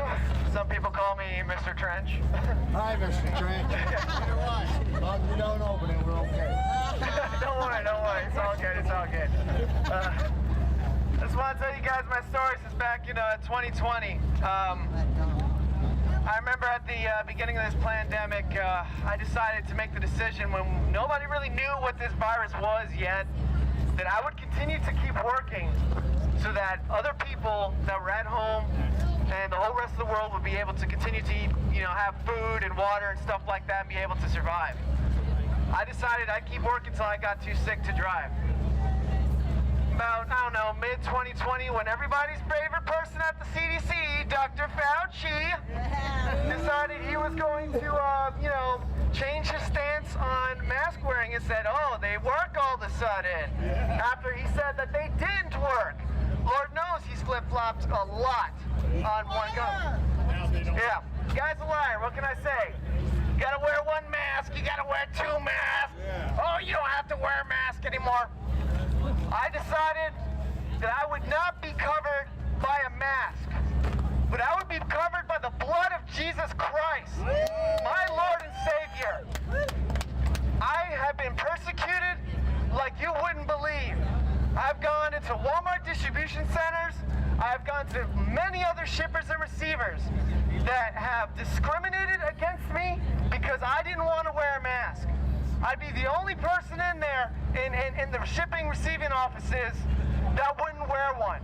And I'd have to explain to people that I can't wear one because of my religious beliefs. That was really hard to deal with, and it still is. Yeah. My brother, a flatbedder, he went up to Chicago recently. He dropped off his load. He went to a restaurant with his wife, and they denied him entry because he literally cannot get vaccinated. It would probably kill him. Yeah. And for people like me, who I've been discriminated against, people like him, my friends, my loved ones, that I'm here tonight. And honestly, I just think it's absolutely incredible that God's holy army is a bunch of dirty truck drivers. I love each and every one of you. Y'all have a nice night. Thank you, sir. Thank you. All right, y'all. On the break away from here, I still haven't had. I had that hot dog and I'm hungry. Everybody, can you hear me? We'll be back. It's Taylor's. Hi, Brian. I work right down the road in Mooresville at the John Deere dealership. Oh, nice. Welcome. This road right out here, I drive past it every morning. I left work this morning. Well, I left my home this morning about 5 and got to work about 6. Well, I left work 5 p.m. and I'd never imagined me driving past this on my way home. I'm still in my work clothes. We grabbed my buddy, we grabbed some American flags, and we showed up. This is what America is about. It's amazing to finally see something like this happen. Thank you for having us. No, thank you. Thank you.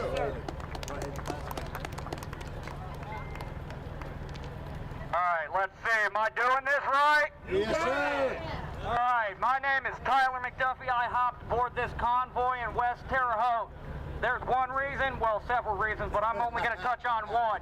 Why I'm here. Because this overreach is bullshit! Yeah! There is a 5.5-year-old child, maybe she's 6, in West Terre Haute, Indiana, that is being forced to wear a mask at school when she has asthma, and that is bullshit! I'm here in support of her and every one of you! Yeah! That's right. Yes, sir. Thank you. That comes from home. Thank you. Hello, everyone. Hey. I'm a barn hand. My name's Dylan. Hi, Dylan. All the truckers, all the warehouse workers, the people. We are all the faces of America. That's right. The soldiers, all of us are the faces of America. And what they try to do, they try to cover our faces. Every single one of us had to wear masks. Every single one of us have mandates. And there's no call for it. Our masks are off, and the American people's faces will be shown, and our voices will be heard. That's right. Amen. Yeah. Hey guys, can you hear me okay? Yes, sir. I'm from Colorado. I've been following the Canadian truckers for a while and got pretty emotional and tried to donate money and it got taken away. And so when I heard about this, I was considering doing what I'm doing now, coming all the way to DC, which I'm doing. And then I'm on a pool team in Colorado, and one of my team members, he's 28 years old. And I don't know 100%, so I say this, all I know is this. There was some pressure for him to take the jab. I know he didn't really want to, but he was just like, I might go ahead and do that. I was like, Bobby, don't do it. And again, I don't know 100%, but I was like, don't do it. And anyway, long story short, he didn't show up on Tuesday for pool, and I was like, it's weird, he's not texting back, it's not like him. 3 days later, I found out from his mother, I called his work, and his mother called his work, and he went to bed on Monday night, and he didn't wake up. Oh, man. His heart stopped in the middle of the night, so. Sorry. 28 years old. I know another guy who's 38 that I know for certain took the jab, and he also died, they say, of COVID, but you know. And then another friend of mine, about 37, went for a run, fell down with a heart attack. This shit is real, guys, and all I gotta say is I don't care if you're vaccinated or not. I love everybody. I wish the best for everybody. Let's keep people as organic as possible. Let's keep them from taking that booster. Do whatever we can to keep people organic. This shit is it's not gonna end well. Right. And I'm in Jesus' name, man, let's keep people organic. Amen. Excellent.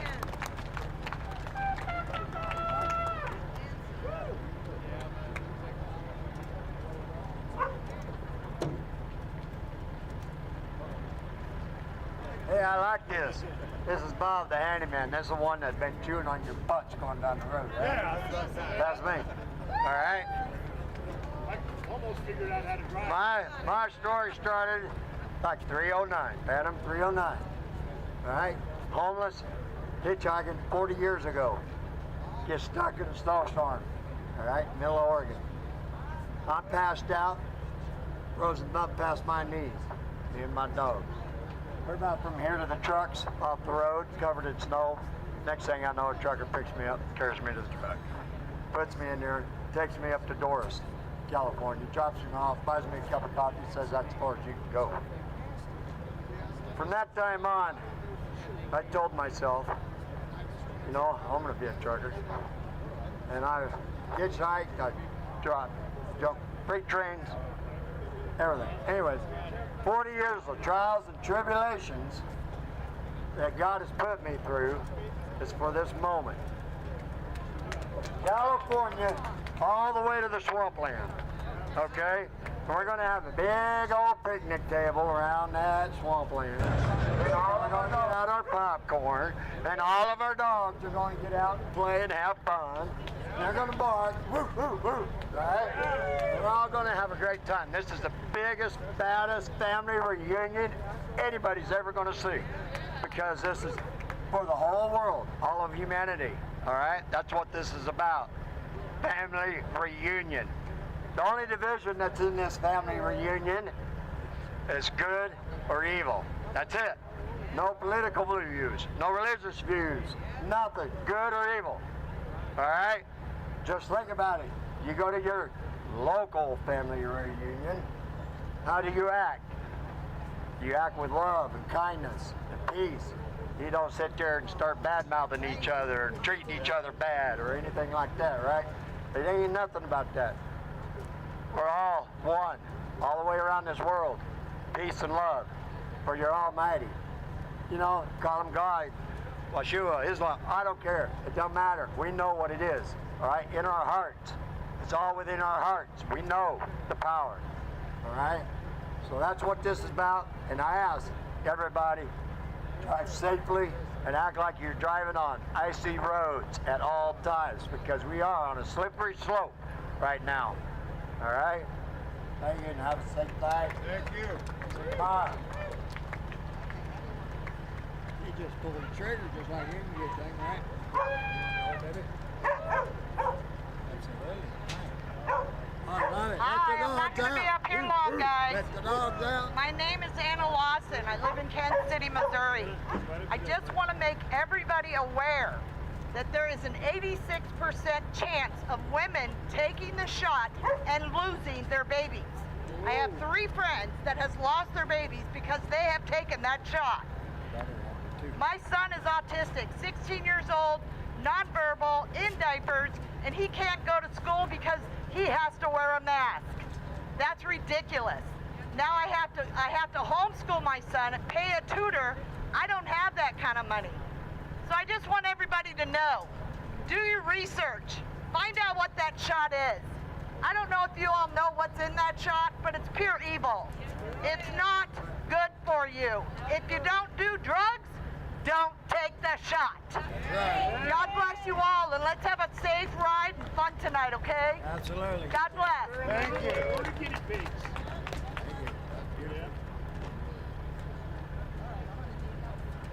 Anybody else like to share a story?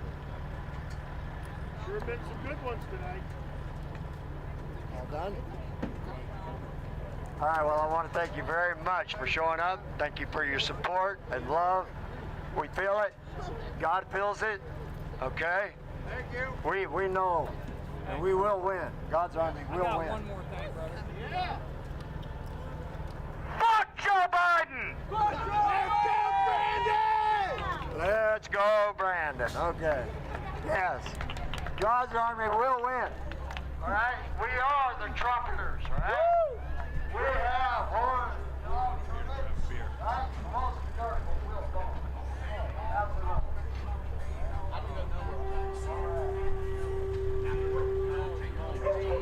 Canadians are timid. I don't think they're even going to say anything in the States.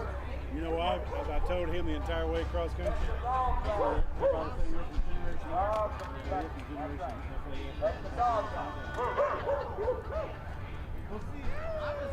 supposed to have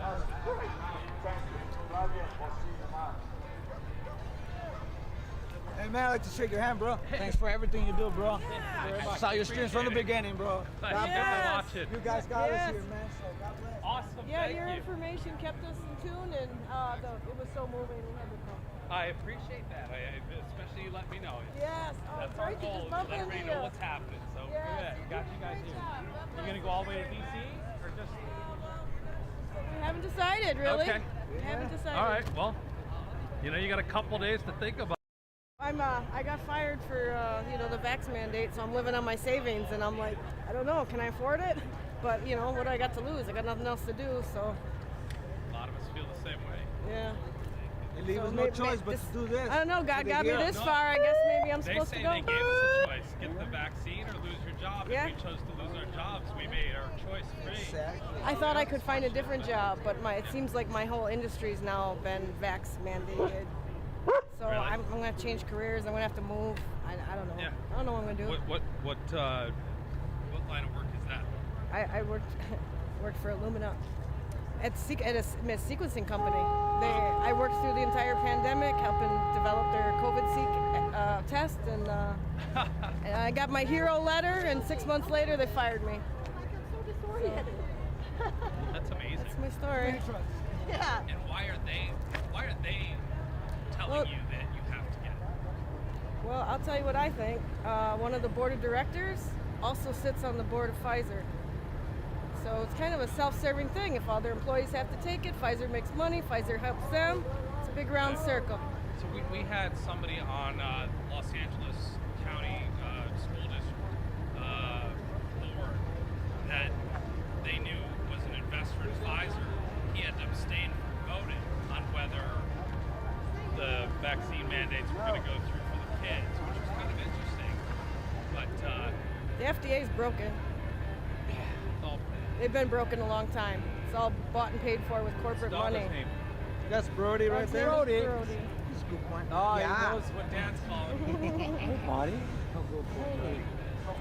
He hasn't been out much, locked in the house with us for like 2 years. So we're done. Staying with friends right now, so would have been a great place for the dogs, though. Everybody's got dogs.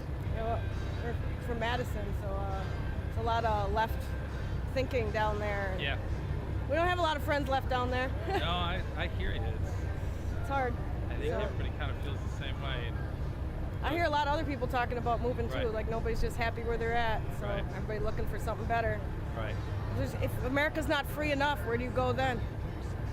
Right? There's nowhere left to go. There If you're is not nowhere free left to enough go. here.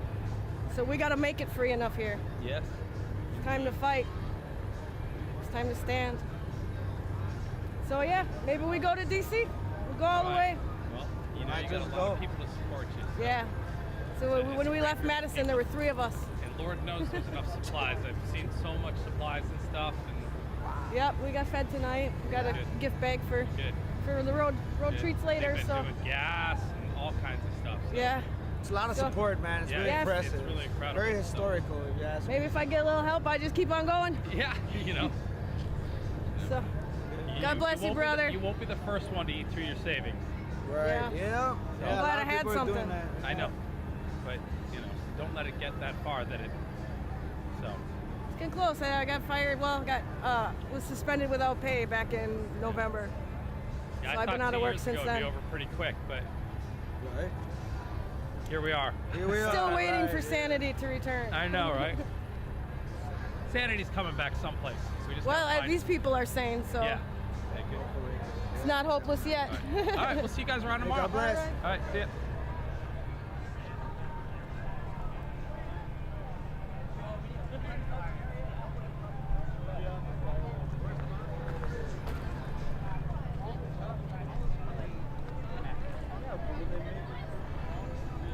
This hey, how are you?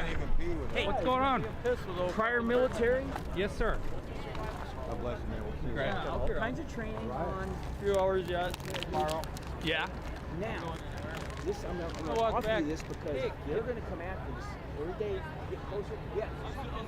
All right. Hang on 1 second. Hang on 1 second. Don't record me. I work for the Nope. government. Nope. We're gonna do this right here. We're gonna have a nice private conversation. You guys look at truck lights for a minute. I'll be right back.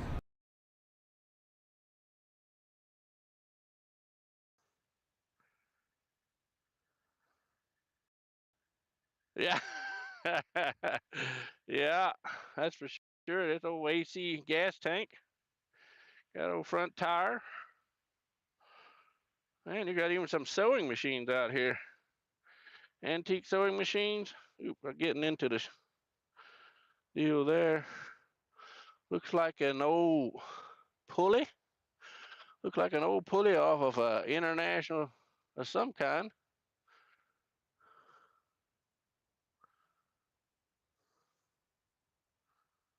Yeah, yeah, I bet it was painful there for them all. Even got a tractor fender here. Somebody wants a cylinder, there's a cylinder. If you buy a disc, there's your cylinder. There's a seat to go out there on that Amish hay mower out there. Got a couple of seats over there. So if you buy the hay mower, there's a seat for it. Man, there's some old tools right there. Wow. Looks like an old planter.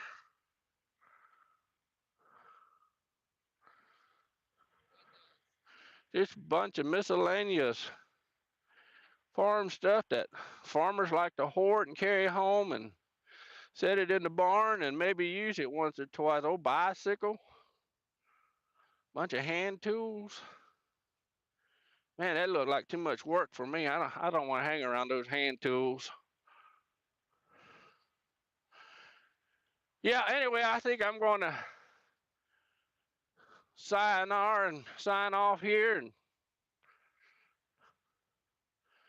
and appreciate y'all coming in and spending some time with me. Maybe if I walk around, I might find some food somewhere. Find some food. So you guys all have a good night, and we'll talk and yak at you sometime other time. Yeah, I appreciate that. We'll take care. And I'll see if I can sign off here.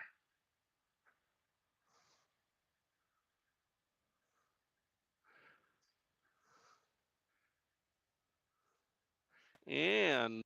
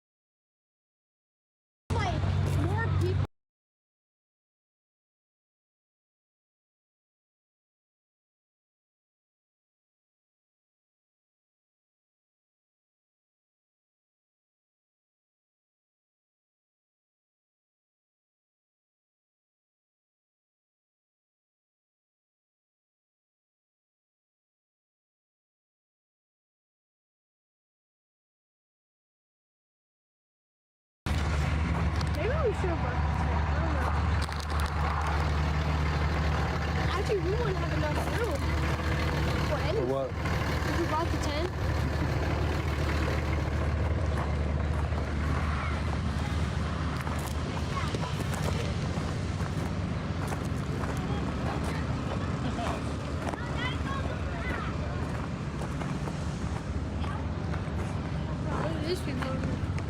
Look, everything. Camping. Well, camp area. Camp this truck. Well, he already went. Oh, okay. Cornhole. Wait, do I go? Yeah, yeah.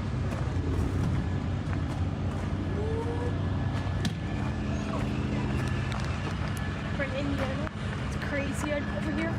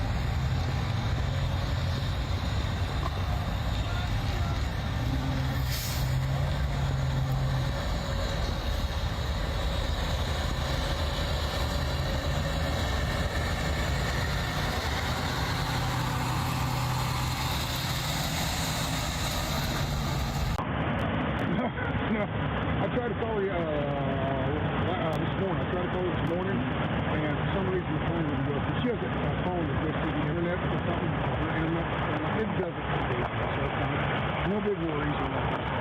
Did you ever figure out what's on top of the trailer? Not mine yet. I think I know what's on there. Oh, you're the other driver. I'm the other driver. Oh, okay. Yeah, the couple that has they've got FJD on there. Right. Yeah. I think I've got like silver. Okay. Very good. Alabama started that channel. Yeah. That was California. Yeah. There you go. I've got a live stream going here, YouTube, and it's live. I haven't put it on you because I haven't asked you. Do you mind being online? Okay. This idea of this video, go walk around and talk to God. It's not any detailed politics. You going the whole way, that kind of stuff. I joined this afternoon. What's your name? Brian. Brian? Yeah. Brian, where are you from? I was just working in Montgomery, Alabama. So, it's worse. I'm from California originally. Oh, really? Yeah, Okay. I don't know what to do. Lower Alabama. Lower Alabama. You bet. Halfway between Tuscaloosa and Auburn. And on Sunday school class, when I had the tour. Okay. And so I said, yeah, let's go Alabama and take Auburn with us. There you go. Okay. I don't follow the college. I don't follow. I just started this live stream. Dwayne, yes, thank you. I will remember that. I just started this, and I need to ask them. They're having a hard time hearing me.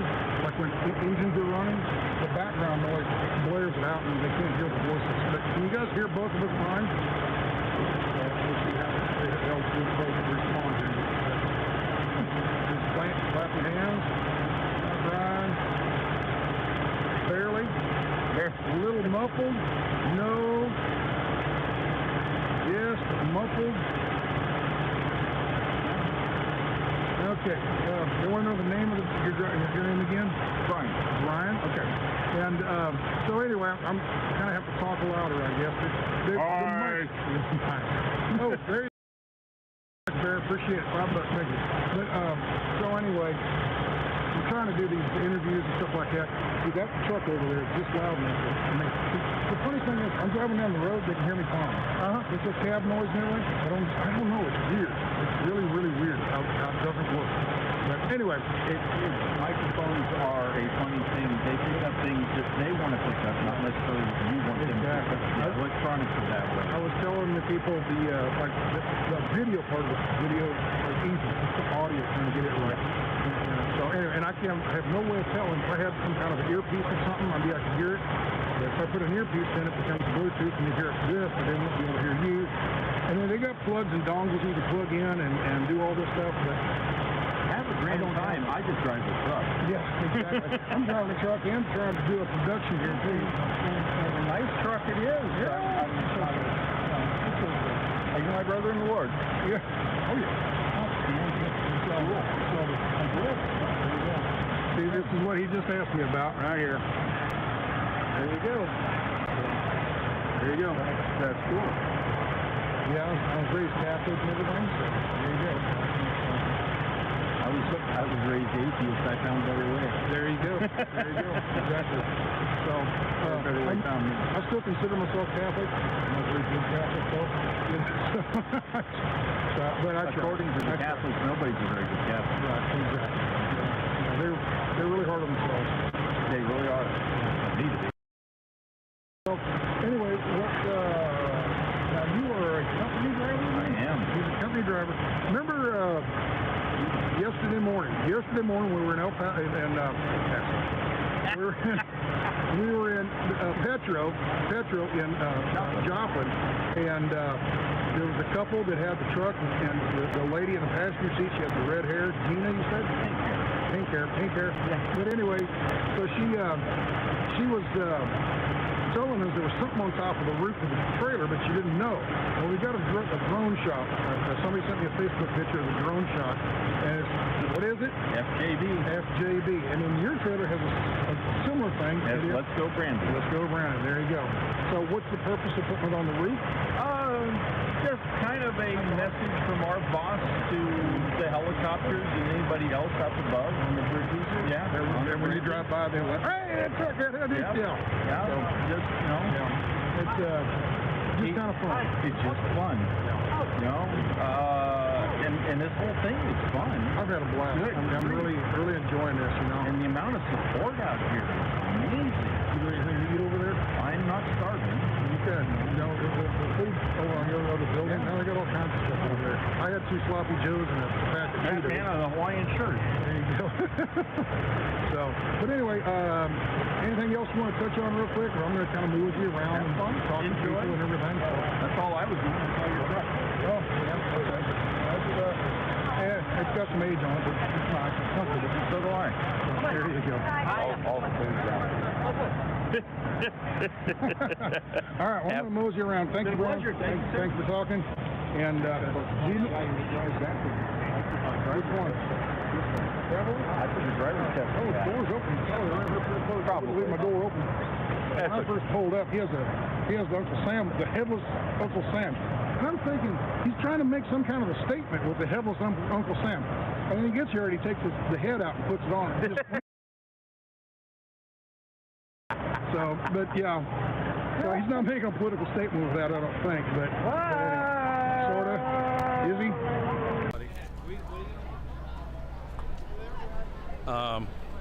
Sorry, I was having a really fascinating conversation with somebody who was concerned about what the...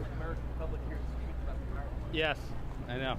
We have to be careful about that on our streams. So. You two, that was a fantastic moment tonight. I don't know, there was a little girl that was walking around with her mom when we were at not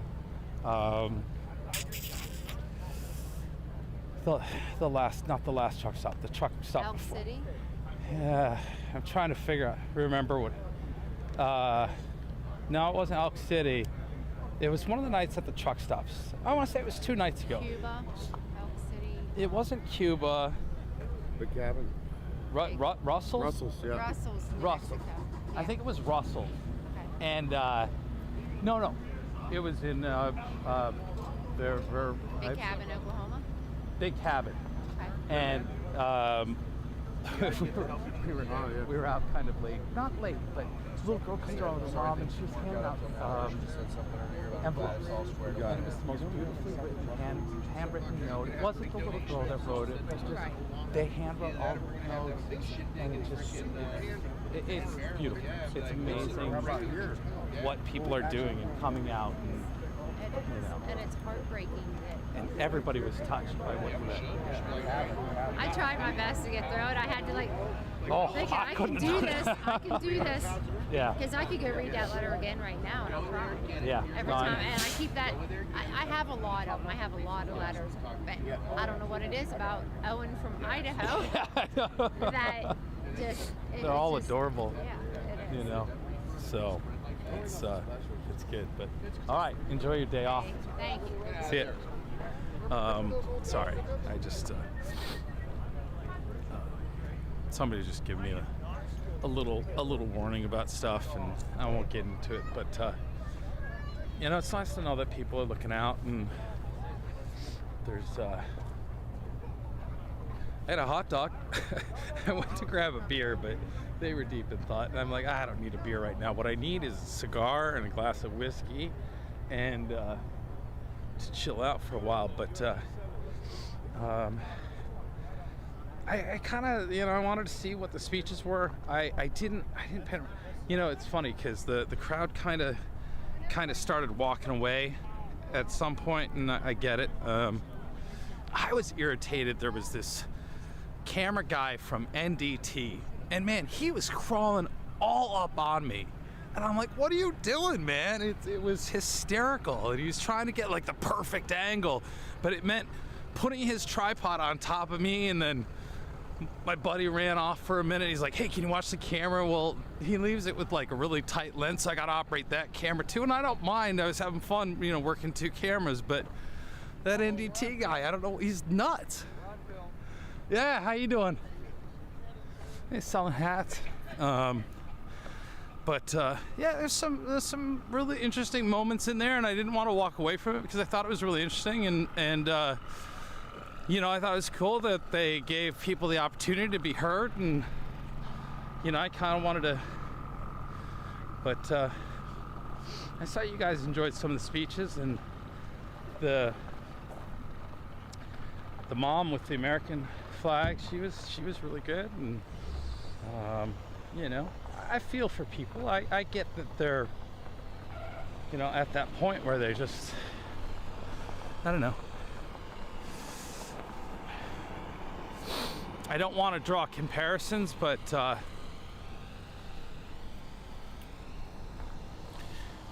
because I'm afraid that you guys might take the comparison the wrong way. But I'm trying to sort of put this in a way that is clear. But people are done. They've reached a breaking point, and I think we kind of heard that a little bit tonight in those speeches. But you know, those people speak for themselves. But you hear, hey, how are you, buddy? How are you? Look at that tail wagging. That tail wagging hard. How you doing tonight? She's sweet. Yeah, she is totally. She's got all her toys out here. Yeah. You gotta have all the toys. I know it's this kitty cat you don't like, is it? They've been stuck in this thing for the last 2 days. I feel it. I feel it totally. All right. See you guys later. All right.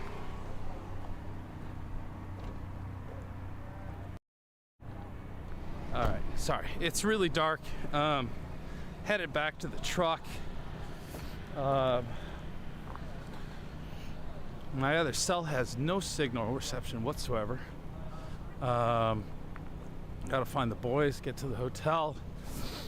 Got stuff to do tomorrow, but mostly off for the day. All right, there's one. But I hope you guys enjoyed the day and had fun. I thought it had some great highlights. Damn if I didn't ride on the side of a monster truck today. That was one of the coolest moments, but it wasn't the greatest moment. But it was an awesome moment, and oh,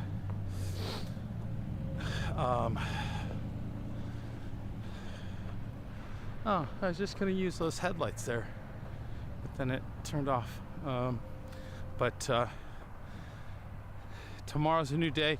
Tomorrow's gonna be a light day. I probably won't stream until later in the afternoon, probably before 7 o'clock. Probably a little before 7, because that's when the rally is. I don't know if you noticed, there seemed to be something going on there. I don't know if there's other rallies and things going on out here, but I figured that had something to do with why the trucks were separated from the cars and RVs. But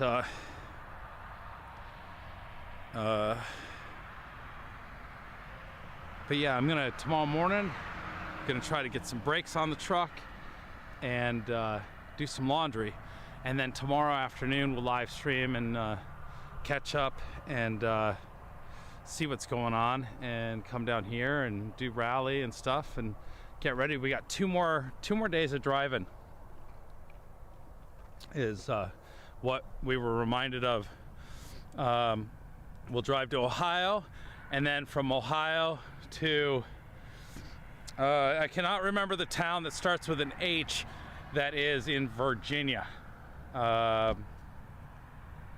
So two more days of Convoy, and then we are basically in what they're calling DC, which is not DC.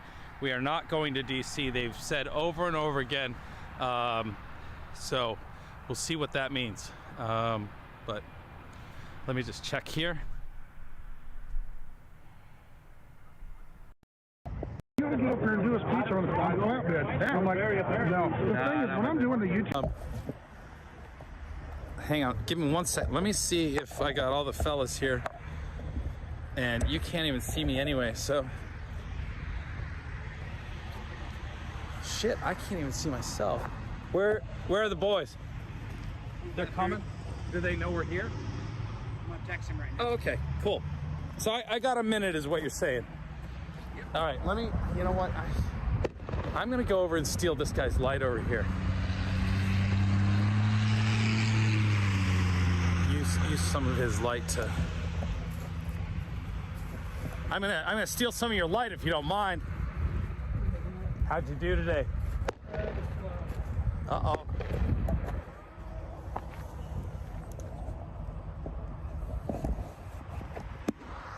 Well, he's got a great set of this battery-powered LED lights. They need to talk to you about some lighting for their stage. You do a great job with these off of a 12-volt battery.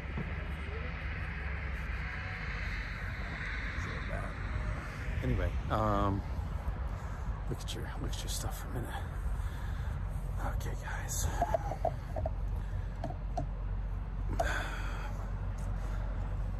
For those of you in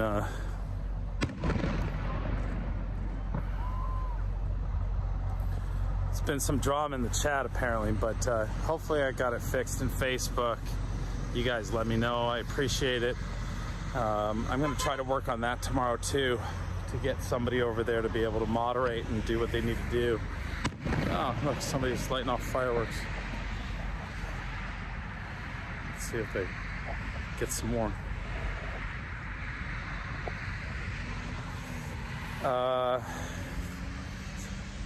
Thank you, Health. I appreciate that.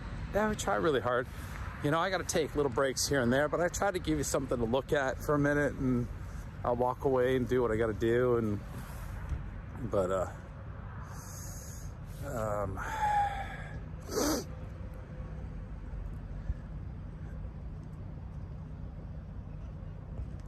Okay, you can help in Facebook. Okay, send me a message in Facebook.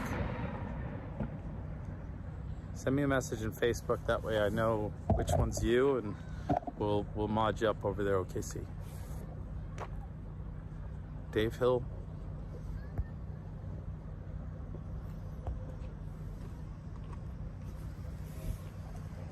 Okay. Yeah. You know, everybody needs a day off tomorrow, which would be good.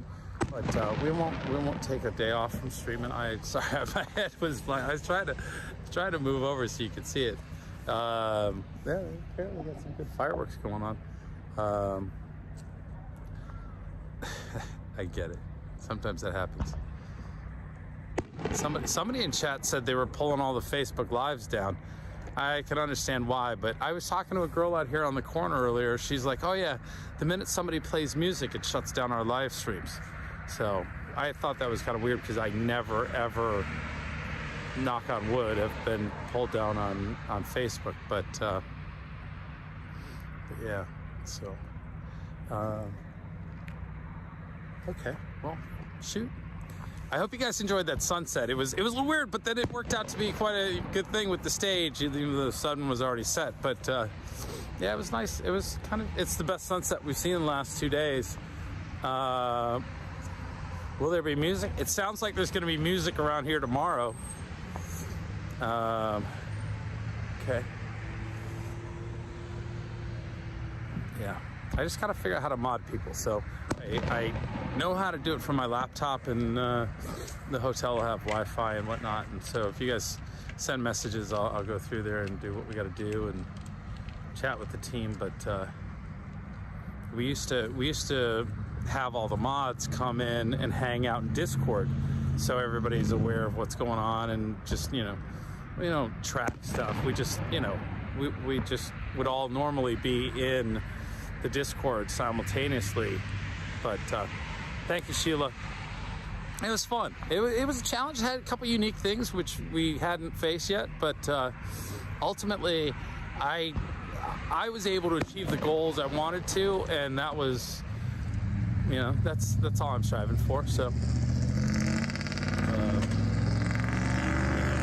for me, it's kind of starting to get a little redundant, and I don't know if you guys feel that too. Because we've been traveling in the days, and it's, you know, sort of doing the same thing, but so, yeah, and unfortunately, we have not been using my Discord this week. We've been in a different Discord. Oh, Jody Lee? Maybe. Let me get the fellas to the hotel, and then what I'll do is I'll add everyone and say we're in Discord, and we can all hang out for a while. So I'm gonna have a cocktail and a cigar tonight, somehow, somewhere. See what the hotel does, but I was hoping for a campfire and a little rest. So, you know, you'd sit around Discord and chit chat and shoot the shit. But okay.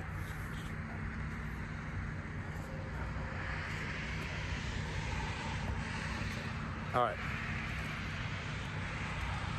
Cool. I don't know, probably about half hour, almost close to an hour by the time we get into the hotel. I don't know where the hotel's at, but it's 9 now. Probably by 10:30. So we'll all get together in Discord. Let's say within the next hour. So I'm gonna say goodnight. Thank you everybody for supporting me and being here with me. It's been a blast, and we'll see you on stream tomorrow. Afternoon, evening. All right. Bye, everybody. They gave me some. Actually, they handed me about a dozen flags and said, hand them out. And I kept 3 of them. I was giving them out, and then when I got to the truck, I had 3 left. So I was going to keep 2 because I knew I was probably going to do this. So anyway, here's another one on the other side. Same way. I just drilled a couple holes. In the corner, right, real small holes, and put some screws in there and washers, and they're holding very well. I was worried those would rip out at highway speeds, but they've been holding up very well. So here, let's see here. Let's turn you around. So that's what she looks like going down the road. Got the flags playing back here about to the 5th wheel, probably about right here. They come back to about right here, okay? So that's about how far. I mean, they're not by the tires, they're up in the air. They come back quite a ways, and you can definitely see them. So even from the front, because they're flapping and waving and everything. So yeah. So I'm gonna walk around and show a little bit of this place. I forget the name of it, something farm machinery auction. And this is a nice place. I mean, it's, think of a Ritchie Brothers auction or something like that. That's kind of the type of place this is. They have farm machinery, they'll bring it in here and they'll auction it off. So they need huge parking lots for all the machinery. You can see all the trucks. You see all the trucks are all parked over here. There's the 2 tour buses. They're mobile command centers, and they're nice. They're Prevos, of course. All right, we're coming into this first building here. Actually, the gate. This way's north. And there's the gate. You come in, and they got a fire truck here, a ladder truck, and they got a big flag up there. Ted Everett Farm Equipment, okay? So over on the building over here, right there, Ted Everett Farm Equipment, and yeah, it's just like I said, it's an auction house, and it's set up for big events like this, you know, their own events, of course, but it's set up for large groups of people and a lot of big machinery. So it's a perfect place to pull this stuff off. So we come inside this building. There's like 2 buildings together here, which is 2 rooms. That's a beautiful Peterbilt. Very nice, very nice. Love that color, I guess, caramel color, something like that. Here's Brian, one of the big guys. He's the guy that you see on stage. And, tomorrow is just a hangout kind of Mr. Brian. Just relax, grab pieces, no, not until at night. 7 o'clock tomorrow night. A rally in here. There's a rally that's being held in here. Rally in here. Okay. Yeah. 7 p.m. 7 p.m. it starts. Yep. Other than that, there is nothing. Just hang out. Relax. Rest. I need to sleep. Exactly. Everybody needs to just rest, relax. You got to do laundry and things. Yeah, we all do. Hi, people. Hello, this is Brian. Look at those numbers. 18. You're a freaking celebrity, dude. I can't believe I'm in the company of such a celebrity. Can I get your autograph, sir? I'll get you a sticker. You want a sticker? I'm just kidding. Stick that right there. Oh, no, you really have a sticker. Holy shit, you really have a sticker. Yeah, it's Kansas spelled backwards. I had to come up with something for a video, for a name. So I was born in Kansas. No, it's cool. I like it. I like it. Check it out. It's got a sticker. Yep. So,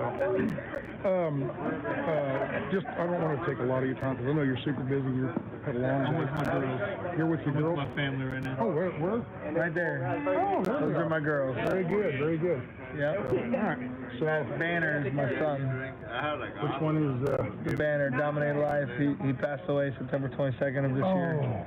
Okay. And so they're seeing their brother on the Banner. Oh, okay. Very good. I'm gonna go over with them. All right. Very good. No, I understand totally. Have a good one. Take care. Here's the guy. This is the guy.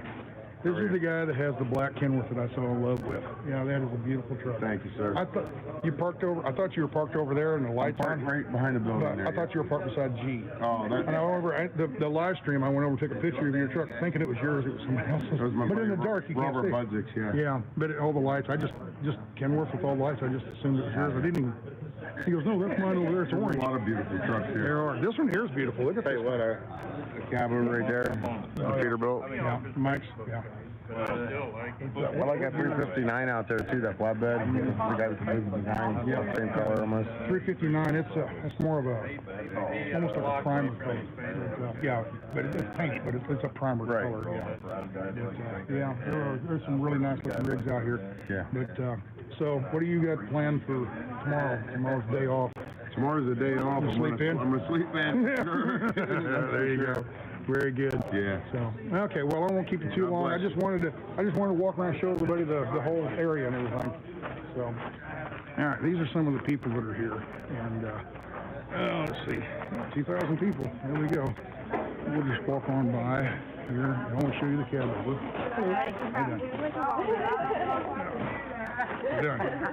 So I want to show you Mike. This is his truck, Peterbilt. I don't know what year. It's late 80s, I think, something like that. Maybe a 92, somewhere in that range. I can't remember what he told me. But that's it. And he's the very lead truck. He's the one leading out. And you heard the story last night when they were doing the speeches and stuff. And Mike got out here and started talking about everything. And this flag is, it's a coffin flag from a World War II vet. And his widow donated it to the cause. And it's an actual cotton cloth American Catholic flag. It's starting to ripple a little bit. He told him, you got to worry about that. It's gonna scare her up and everything. She said, I don't care. It's for a better cause. So she said she's going to sit there in the attic or wherever, and she wanted to get it out into the world again. So it's like a 70-year-old flag, whatever. I think 1943 was when he died, and that's from 1943. Do the math. I don't know that off the top of my head, but yeah. Anyway, caramel flag or caramel-looking Peterbilt. It's really pretty machinery. And hey, I'll trade you cameras. I'll trade you cameras. It'll be a fair trade, right? that's a nice rig. So, all right, we're gonna walk around to the other building.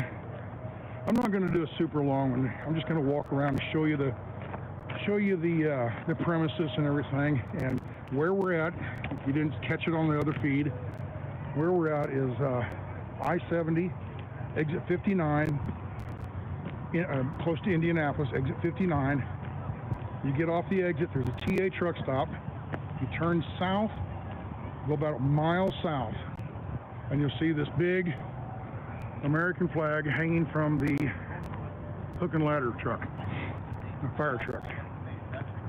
And that's where this place is at. Actually, things are really calming down. People, hey, there he is. This guy came by. How you doing? You're serving all the way from Decatur, Illinois? Decatur, Illinois. He stopped by. And Old hillbilly. you got your sticker and all that? For the people. There you go. Yes, sir. So, For the people. I love you, brother. upside down. I love you. There you go. I love it. So, all right, very good. I'm giving the people, I'm giving everybody a tour of the place. You bet. So, hi guys. How you doing? Activity inspector, are they still speaking? No, it's pretty much over with. I'm on live, so I don't know if you want to be on camera. Where are we on? Live all across America? Yeah, all across the world. Yeah, across. It's live on YouTube. So, but the speaking is all done. People are just sitting around socializing and talking, barbecuing and stuff like that. All right, thanks, so, yeah, I'm just giving everybody a tour of the place. So. All right, then we have vendors here. We have people that are selling flags and hats, and FJB stuff. And I didn't do it. I'm live streaming right now. How you doing? You know what? I have tried all day long for days to get a hold of you and get a hold of Trucker G, and I've not been. There's so many people. They're over there right now. Well, I don't know if their truck is over there. Well, it's nice to meet you. We've traveled an hour and a half. Can I show you on camera here? Yeah, I look awful bad, but no, you don't. My son. You look beautiful. Okay. Where are y'all from, and where did you come from? Seymour, Indiana. And you drove how many hours to get here? Hour and a half. Okay. And well, I just took him up. Hello, America. Hello, Freedom. Yep, there we go. Southwest America. Right. Oh, I said, I want to be in that convoy so bad.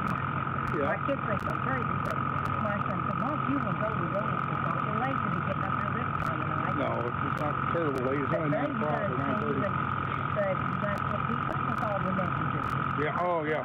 It's just going so fast. I used to get 3 or 4 emails a day. I'm getting like 30 or 40, plus all the comments, plus all the, it's just, and just go. Oh, here. There you go. There you go. Oh, okay. Okay, very good. Let me stretch this out. It is so nice to meet you, and I sure want to meet them. We're going to put this up here. I told my son.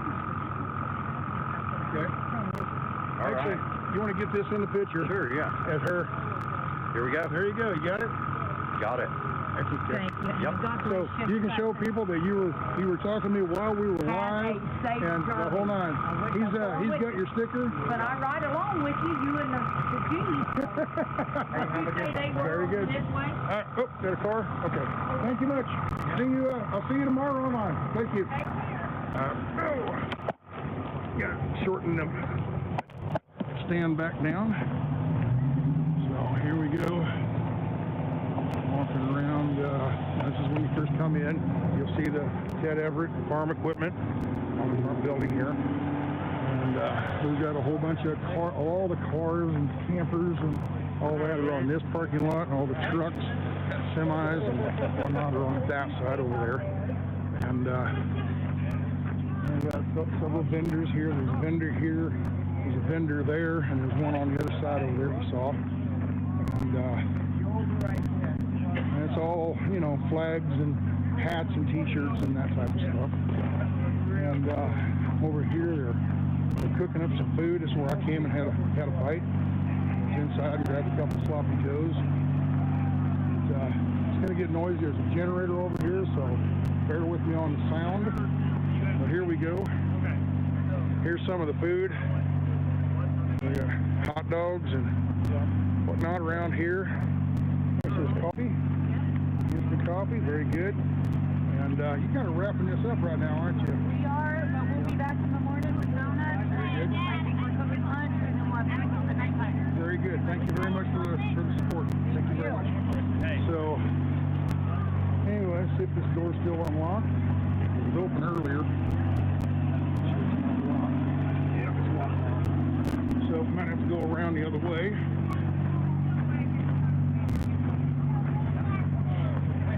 It's getting kind of, a little bit later, people are kind of shutting down for the evening. We'll go in this other building. Another very similar building.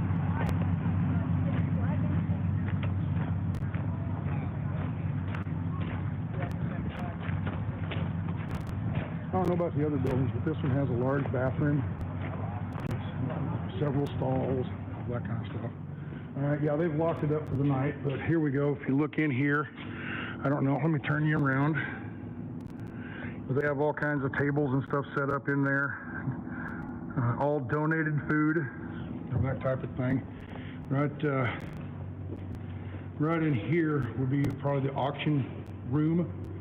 They have bleachers. They have bleachers set up. And I imagine they bring the equipment with it drives. They bring it in here, park it, and they'd auction. And then when they're done, they'd pull out that door. So like I said, it's an auction barn.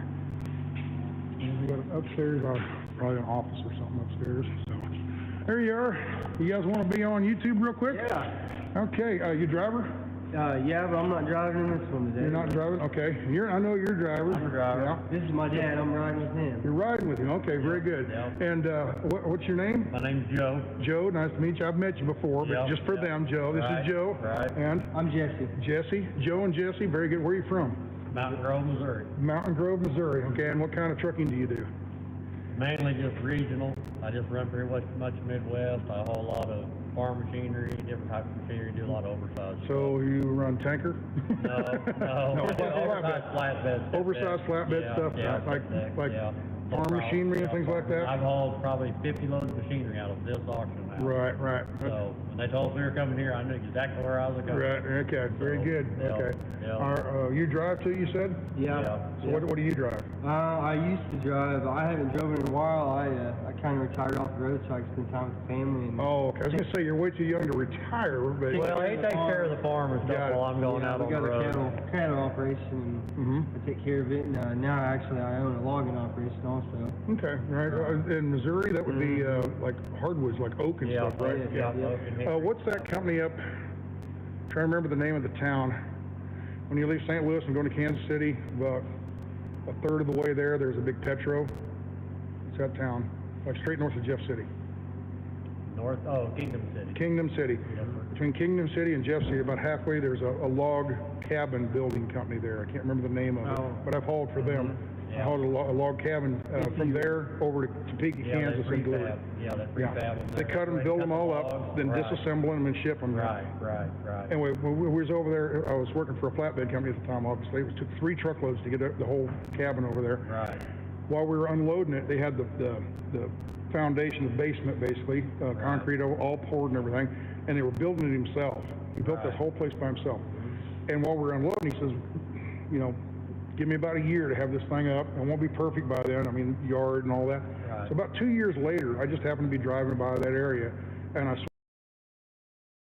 swung in there, parked and walked in and knocked on the door, and again, I'm looking like this, Right. just no truck driver. Right. I walked in, or knocked, and they come to the door, and I says, you probably don't remember me. Yeah, you're the guy that delivered the trailer, or the house. Wow, I couldn't believe they could remember me. I was like 2.5 years, But man, what a beautiful home. It was just gorgeous. And they didn't stain it. It was all natural colored wood. They what do you call it, slacked it or whatever, varnished it. But it was clear and no stain or anything. Just left it back in. Man, it was gorgeous. Here's Brian again, family. If you go anywhere between Springfield and West Plains, Missouri, and you get at the gas station, they have little bundles of firewood. That could have been some wood from my farm. Oh, really? Okay. Yeah, we sell a lot of scrag and scrag? Is that a term? Yeah. Small logs. Small trees. Small trees. Oh, okay. They make pallets. A lot of pallets out of it. They make some places make charcoal. Out of it. They do cut some places make firewood. They make a lot of your former boards. Very good. Your dunnies wood. Right. Yeah. That's where it comes from. You said charcoal down there in Branson, Missouri. I went and picked up some. I think it was Kingsford. Charcoal. Royal Oak. Royal Oak. That was it. They got a big plant in Summersville, Missouri, and they got another one in West Plains. Okay. Yeah. This was just right north of Branson, Missouri. They have several big plants down there. Yeah. They'll take a lot of the outside when they're sawing the logs and they shave off the outside with the bark and stuff on it. They haul all that scrap basically to the charcoal place, and then they burn it, and that's what they make the charcoal out of. Yeah. I'm going to switch arms here. My arm's about ready to die. Right. So, trying to, I guess something I can point out here, we've been talking about all these different kinds of truck drivers. I ran reefer I've run flatbed, tanker, reefer, van. I've done several of them. I've never done heavy haul. But actually, I've oversized one or two loads, but not much. I mean, like 6 inches or 8 inches over on each side. So I've never done the really big stuff. I don't want to do it. That's why I haven't. Oh, it's fun. No, it's not. Yeah. No, actually, I would love to pull a windmill blade once. Just for the fun of it. Cool. Yeah, just to say I've done it, kind of thing. Just like these cab overs, Mike's cab over. I want to drive a cab over one time so I can say I've done it. But Right. You need to drive a two-stick. yeah, I have. I drove a two-stick across the parking lot one time just to say I did it. Some guy, he had an old. Find you a three-stick then. I've never done that. Never done that. You all know what a two-stick and a three-stick is. I'll explain it later. But anyway, it's a theft prevention device, is what it is. It is now. Nobody can drive this dang thing. Would be today. Yeah. So basically it's a truck that has 2 gear shifts because it has 2 transmissions in it, and you have to sync them up and shift them both at the same time. Not every shift, but several, certain shifts. Yeah. Right. You hook your arm to the steering wheel. Yeah. You got both hands. Yeah. You can Google that or do a YouTube search on twin sticks. Okay. Just type in twin sticks semi or something like transmission. Shifting to twin stick. And you'll see them. Yeah, a lot of them are on those old 2-stroke Detroits, and man, they're revving. Sound like they're gonna blow up, So. That's what's in the skidder. That's in my skidders, an old Detroit. There you go. 67 model engine. Right. Wow. 67. I'd have been 3 years old. 453. Yep. 453. Yeah. There you go. Yep. You know a lot more about this stuff than I do, because I've just done this, modern trucks basically. Right. I started in '87, and I think the oldest truck I ever drove was an '85. Right. It was 85 Marmon. You ever driven Marmon? No. You know what they are? No, I know. You do, yeah. I drove a lot of older ones. Marmon made a lot of cabins. That's who Davey Hunt always used their cabins. Right, That's who built So they went to the internationals. But the Marmon's was a custom built. Most trucks or cars where we built on an assembly line. Model T Ford started the assembly line. Marmon, they came in and they put 2 sawhorses down and put the frame rails on it and just started adding parts. And once the parts were all done, the truck was done. 6 guys, I think, on a crew. It took them like a week to build the truck. But it was a hand-built truck instead of an assembly line. And I drove one. It was a super cool truck to drive, but it wasn't a very good truck. Right. It leaked. It was noisy. The heater didn't work worth a darn. I was going across the boot between the cab and the sleeper. The boot would leak, and the sleeper would get water soaked into the carpet. I'm going across Wyoming. I woke up one morning, and it was ice. Woo, that's cold. I put my shoes on somewhere else. But I got all kinds of truck driving stories like that. But no, what I was going to point out was these guys are doing this kind of hauling. Those people out there, we talked to, they're hauling reefer, doing a totally different kind of trucking. Another guy's pulling tanker, like a gas tanker. It's more of a regional or local delivery type stuff. Out there now too. Oh, we do? I didn't see the bull racks yet. 2 bull racks down the far end.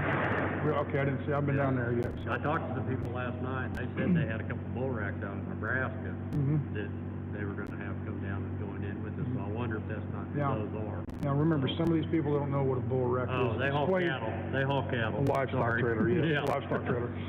But bull rack or a pot. So a lot of them do other stuff now too. They have the cattle trailers, and then after they deliver cattle, they go wash it out. They collapse all the floors down, and actually it's just like a dry van. Right. Yeah, I see a lot of them pull for a backhaul hay. They'll bring hay back at them.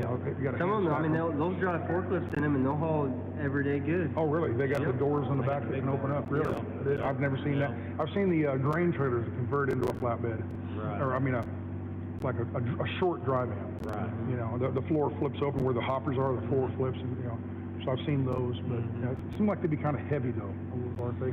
Well, probably not, because I'd say it's all aluminum. It's all aluminum. So, I mean, I'd say, it might add 3,000 or 4,000 pounds maybe. I mean, I'd say it's probably not much heavier than a regular dry van. A regular dry van's a wood floor. Right. Pretty heavy. Right. Wood's heavy. Right. Especially if you get old on the steel frame and steel cross members. All right, well, people, we've got 2,000 people watching this here. So I told them I was going to make this a short video and then run into you guys. So, all right, thank you. You bet. See you later. And I'm going to walk back around. Oh, can we go this way? Yes, sir. Oh, okay. I didn't know this. He's showing me. They're showing me. I know all about this place. Yeah, there you go. So here we go. Oh wait, you take me in a back alley, gonna mug me, aren't you? Yeah. Don't scream too loud. Yeah, there you go. So we just coming out of this building, and there's of course the flag up here, so it gives you an idea where we just walked out of. But anyway, I think I'm gonna walk around over closer to my truck, and I'm gonna watch the scroll and answer a few questions real quick, and then I'm gonna wrap this up. Okay? So y'all be good. Take care. We'll see you around. Okay? Thanks everybody for watching. There you go. You guys tell make sure to like and subscribe. Yeah. I don't say that hardly at all because I mean everybody knows. Everybody knows. But today on the live stream while we're driving over here, usually 3,000-4,000 people, and I'll get 3,000 or 4,000 thumbs up. 12,000 thumbs up. 12,000. Good deal. Look how big it's grown just today. Yeah. Well, no, I'm talking about the people online. Look how big this has grown today. Yeah. It's doubled in size today. Sure has. Yeah. Here's that guy that I thought his truck was over there. It's right here. This is his stainless reefer. No, this is a different one. That's an all black one. So yeah, we've got several new trucks that I wasn't aware of. So, but yeah, it's because it's grown. There's got a lot more trucks around here. So, anyway, it's been a long day, folks. I thought trucking was tough, but this convoying is actually a little bit more taxing than I can remember or was expecting. Because it's just go, very, can't take time on. Can't even take time. Don't even have the time to stop and go to the restroom or something. So anyway, I'm over here by my truck again. Here we go. All right. I'm going to set you guys down on the fender. I'm going to answer a few questions for about 10 minutes. And then I'm done for the night. How's that sound? All right.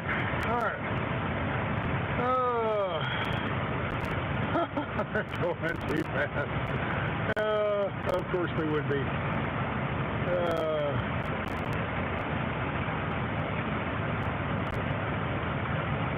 I really like this guy. Okay, I saw that one. Thank you. Thank you for showing us up. Showing up for we the people, and God bless you. You're welcome very much. I'm happy. I'm glad I'm doing this. It's been a neat experience, and who knows what's on down the road here. But it's so far it's been from day one. I've been pretty happy with this. My blood remains pure. I don't take shots or tests. Yeah, there you go. About eugenics.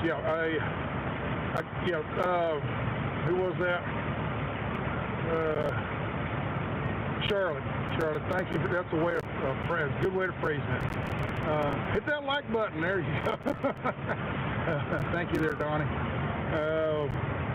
Well, what have been your favorite moments and favorite sights driving down the road? I can remember one of the prettiest places I've ever been was southern Utah, down by Escalante.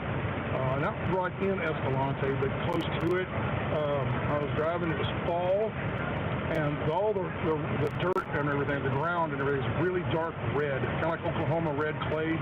It's all really dark red, and we got somebody spying on us back here.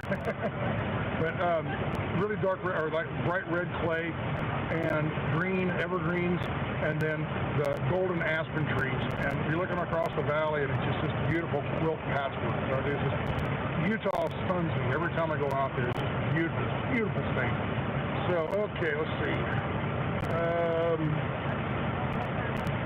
What made you want to join the convoy to D.C.? When I first started, I was out there in my van taking my little winter vacation, and I was actually heading up to Las Vegas to go to the race next weekend. Here this next Sunday. There's going to be a race, a NASCAR race in Phoenix, or Las Vegas. So I was going up there. Oh, thank you there, whoever it was. Balls to the wall, $5. Thank you. Did you get your medical scripture, or metal sculpture? Did you get the metal sculpture? I don't know what that means, balls to the walls. I don't know what that means. Unless you're talking about the hood ornament, the cross maybe? I don't know. But, so anyway, I was going to go out there to Vegas and watch the race with some friends of mine. Tipsy Marlin, I don't know if you guys have heard of them yet, but Tipsy Marlin. KC, thank you, $5, appreciate it. So I was going to go up there to, Vegas and play with them, you know, with the red NASCAR race.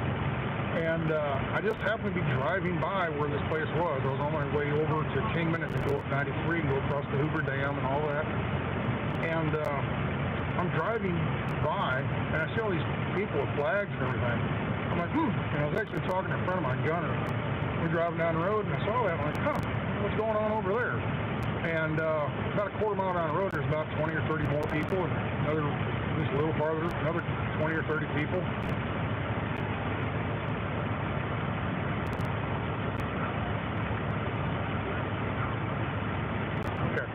So, anyway, I turned around and asked somebody, I said, what's going on? And they said, the trucker convoy's going through there. So I'm thinking, you know, hey, there's a YouTube video. I could go back there and interview a couple people about the trucker convoy and let them go. Because I thought it was just going to be another trucker convoy where they go to D.C. and bitch about fuel prices or something. I mean, that's obviously what they'd be bitching about now, is fuel prices. And I get in there and I start realizing it's not a trucker convoy.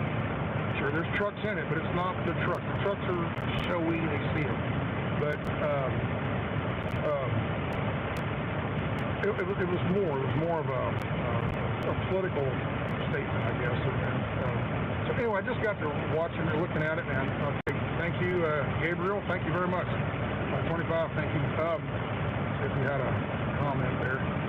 Oh, thank you, Gabriel. I appreciate that. So anyway, sitting there talking with them, and then the trucks pulled in, and there's like about 30 trucks pulled in, and then camper after camper after car after pickup after camper after van. Just all these people started pulling in, and I'm like, what are all the? I asked somebody, what are all these cars doing pulling? That's the convoy. What do you mean? And somebody explained it to me, just pointed it out. It's not about trucks. It's about people, and everybody's going. Just so happens some of these guys are driving trucks, and the trucks. They get the attention. They get the people notice the trucks and the air horns and all that kind of stuff. So if you had a convoy of pickups, nobody cared. Nobody come out, you know, and it wouldn't grab attention. So that's why they put the trucks up front. So I thought, well, I'll follow them along there a little bit. I wasn't expecting to get past Flagstaff because I figured there was a blizzard the day before. I figured it's going to be all blocked up. I mean, we're going to have a heck of a time, and I'll have to turn around and come back. And so I thought I'd travel one day. Thank you very much, Shelley. Appreciate it. $5. So we got to driving and got to listening to everybody and talking to everybody and all this. And the road was bone dry, beautiful blue skies. We kept driving, got all the way to the other side of the state. And got out. This was at the Indian reservation out there, at the Navajo Indian reservation at the state line. And I got to talking to some more people and everything. And the more I thought about it, yeah, why not? Why not just go across country? At worst, I can go to Oklahoma City and bail and head south and go home. But as I was going across there, it just kept getting better and better and more interested in it and everything. So when I got to Amarillo, I decided. Angle down to Dallas. Thank you there, whoever. Wesley Shoup, thank you very much. So I got to Amarillo, and I thought that's my decision. Keep going in the van or run down and grab the truck. So I decided to go down and get the truck, and angled up and met back up with them up in Big Cabin the next night on Sunday night. So that's kind of the story of how I got where I'm at now with this whole convoy stuff. And I'm glad I did it. I'm having a really good time, enjoying all just everybody's so stinking nice, you know. It's been enlightening, eye-opening, you know, and all that. Got me back to carrying again. I got burned out on all the politics and the arguing back and forth, and you're a conservative, you're no good. You're a liberal, you're no good. And it's all point at each other. You're no good. Well, you're no good. You're no gooder. You're even a little more gooder, you know. And it's just the arguing back and forth, and you kind of realize after a while that's what they want. They want us fighting against each other so that we don't pay attention to what they're doing.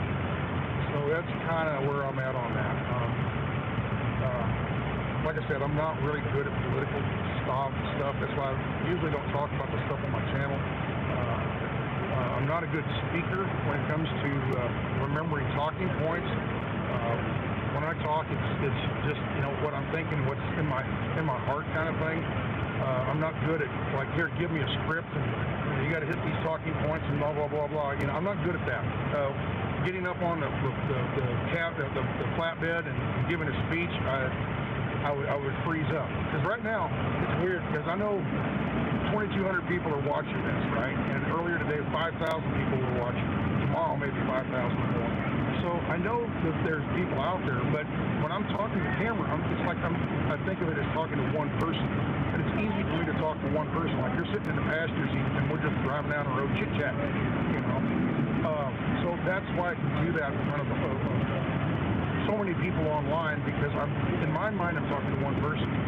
You get up on stage, and all these eyes are looking at you. It's scary, you know. It's stage fright kind of thing. So I did it one time out in Arizona at the RTR, and the whole time I was just, I don't know if it showed, but I was scared to death, nervous. You know, I didn't care for it. So I'm not good at public speaking. I'm good at one-on-one talking to each other. So anyway, that's kind of where I was at on that. So with that, I think I'm going to wrap it up. Thank you much. It's been right at 1 hour. Kind of give you an idea of where we're at. Here's, let's walk out here again and show you the trucks. And we've got the old 359 Pete with the flatbed over here. And they were up on that one talking because the other flatbed, the cab over flatbed of Mike's, is inside the building. So this is an outdoor stage, and that's going to be an indoor stage. But yeah, we've got trucks all lined up here at an angle up to a certain point, and then they run flat. This one here comes from an angle and then turns and goes flat. So we got a big open area right here. I imagine they're going to pull campers and stuff tomorrow and line everything up and get it all looking right. And they're going to line out an American flag in, like, I think LED lanterns or something, shine the light upward, and they'll put a drone or a helicopter or something way up in the sky looking down at it, and it'll be an illuminated American flag. So, and the only reason I know that is when I got here, I walked out and asked the guy, what are y'all doing? And he showed me a scheme, a schematic of how they want things laid out. So he said they did it up in Sturgis a year ago or something like that last year, or whatever. It worked out really well. So yeah, here's one of the guys I've been following, driving down the highway. It's a beautiful, kind of a teal green, I guess. Teal green 379X. I think it's an X. Pride and Class, there we go. It's a 378. It's a 378 Pride and Class. That's one of the new fancy Peterbilts. It's a good looking rig. I don't know what that is. There's so many lights on it, I can't tell what it is. But we got a heavy haul Kenworth. It's a T680. We got a Volvo, a Peterbilt, an older Kenworth. That's an old Aerodyne 1 Kenworth, an old FLD Freightliner, a new International Lone Star, Peterbilt 379, Kenworth 360, a 380 again. That's a smaller 380. It's got the big radiator that's still tilted or slant hood. This is a W9. Okay, there's a Volvo, a Freightliner, a Kenworth, a Peterbilt, on down the line, you know. Freightliner, Kenworth T660, that's like the one I sold to Turk years ago. Okay, it's old International cab over. That blue truck, right? That blue truck, I can't see, right there. That blue truck, he was right behind me almost the whole way today. And the reason I know it is because he's got a blue bumper. It's either painted blue or anodized blue or something like that. Behind we got a couple Freightliners. We got this big Peterbilt with a step deck. Yeah, step deck. campers all along back here. And we've got a Peterbilt. Can't remember.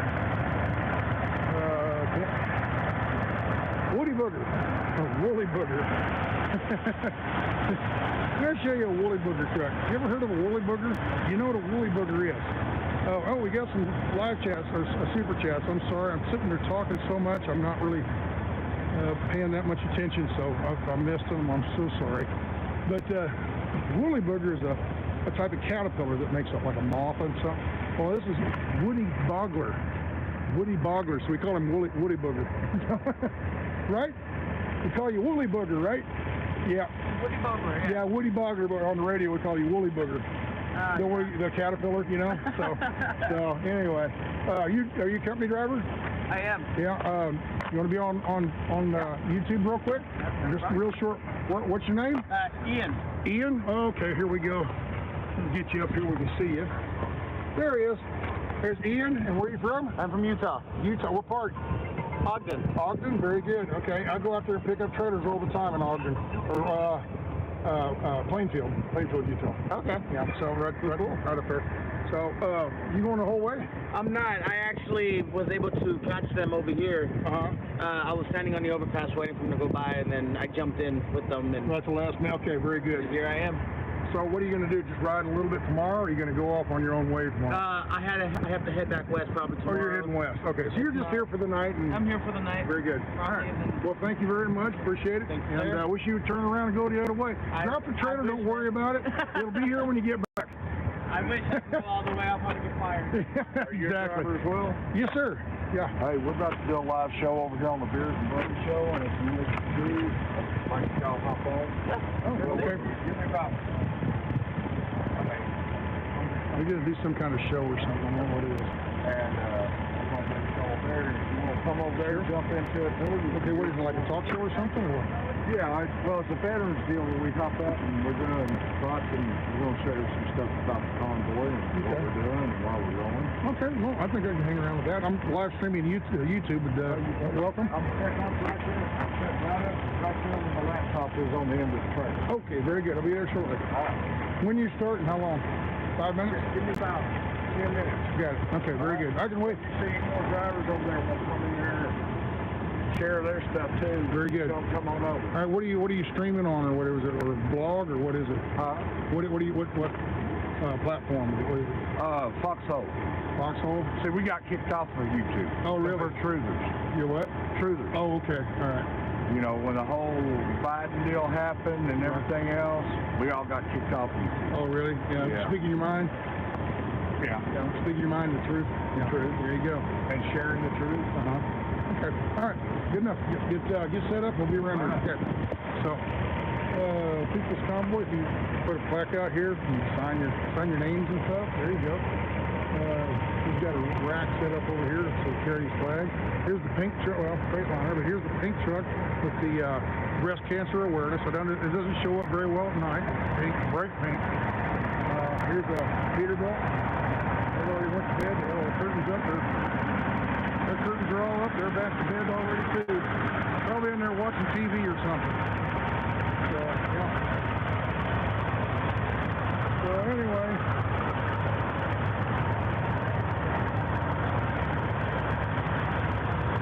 Talk to this guy. Well, let's talk to that guy. Who was it out there? How you doing? What's your name, brother? Stan. Stan, okay. I saw you this morning on.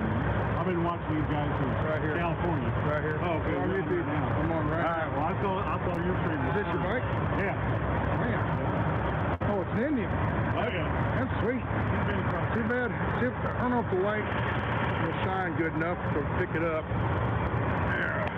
Pull this off in just a second. There we go. I thought that was you. I saw you. I saw that guy this morning. Yeah. I've been watching all the streams. I'm a logger. Oh, yeah? Okay, great. So, yeah, here's a guy brought his motorcycle out. Beautiful Indian. What I like about Indians, I love their seats. It's this leather-looking seat instead of just plain black all the time. So, yeah, I like Indians. Is this the newer latest one? This is the older? This is 2017. They put all the I've never ridden one. I used to test drove the older S&S Indian way back when it first came out.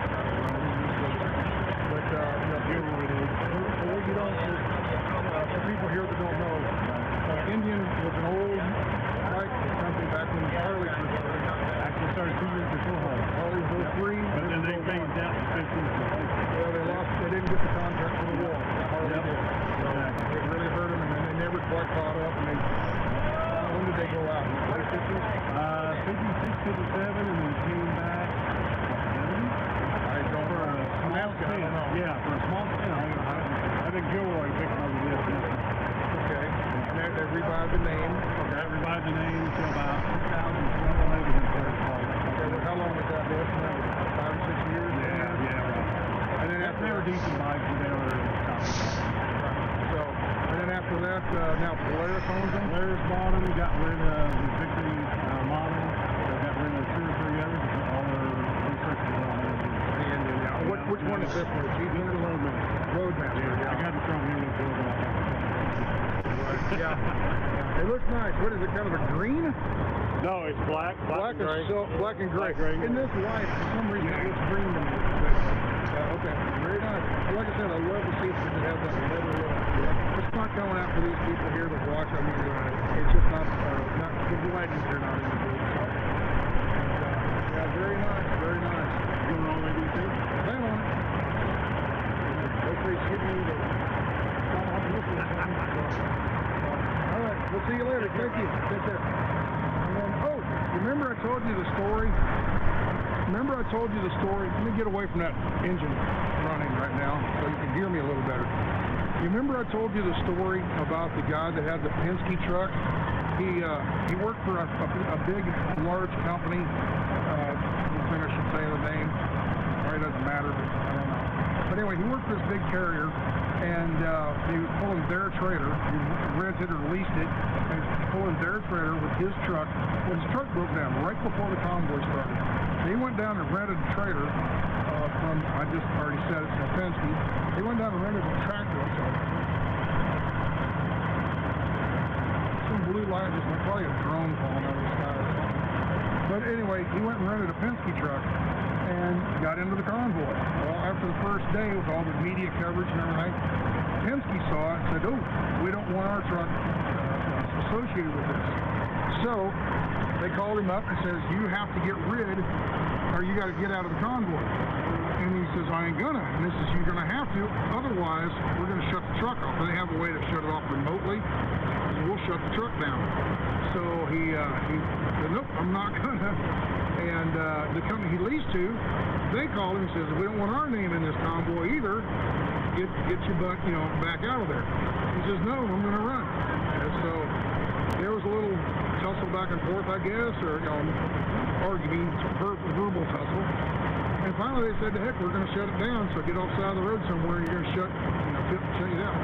So he shut it down, and he pulled all the stuff out. He had a big sign right down the middle of the trailer. It was the sign on one of the very first videos I had. This huge sign went right down the center of the trailer, and 4 or 5 foot tall. And he took that sign off, went and got a pickup, I don't know if it's his pickup or borrowed a pickup or something like that. He got a gooseneck, put that sign on the gooseneck. There he is, right there. So, I know it's going to be noisy, the engine's idling, so you probably won't be able to hear much. But this guy had his buddy had a fab shop, and he come over and got this gooseneck. Let me just turn you around here. He got this gooseneck, and they put the sign up here. Let's go, Brandon. Texas flag, American flag, People's Convoy, Club 2020. And over here, we the people, mandate freedom. I'm keeping you out of it. Mandate freedom, and a couple little logos. Freedom! Freedom! There you go. Is this yours? No. Oh, wait a minute. You know who I am. Oh, yeah, okay. I got a light in my eye. Come on, driver. Get with it.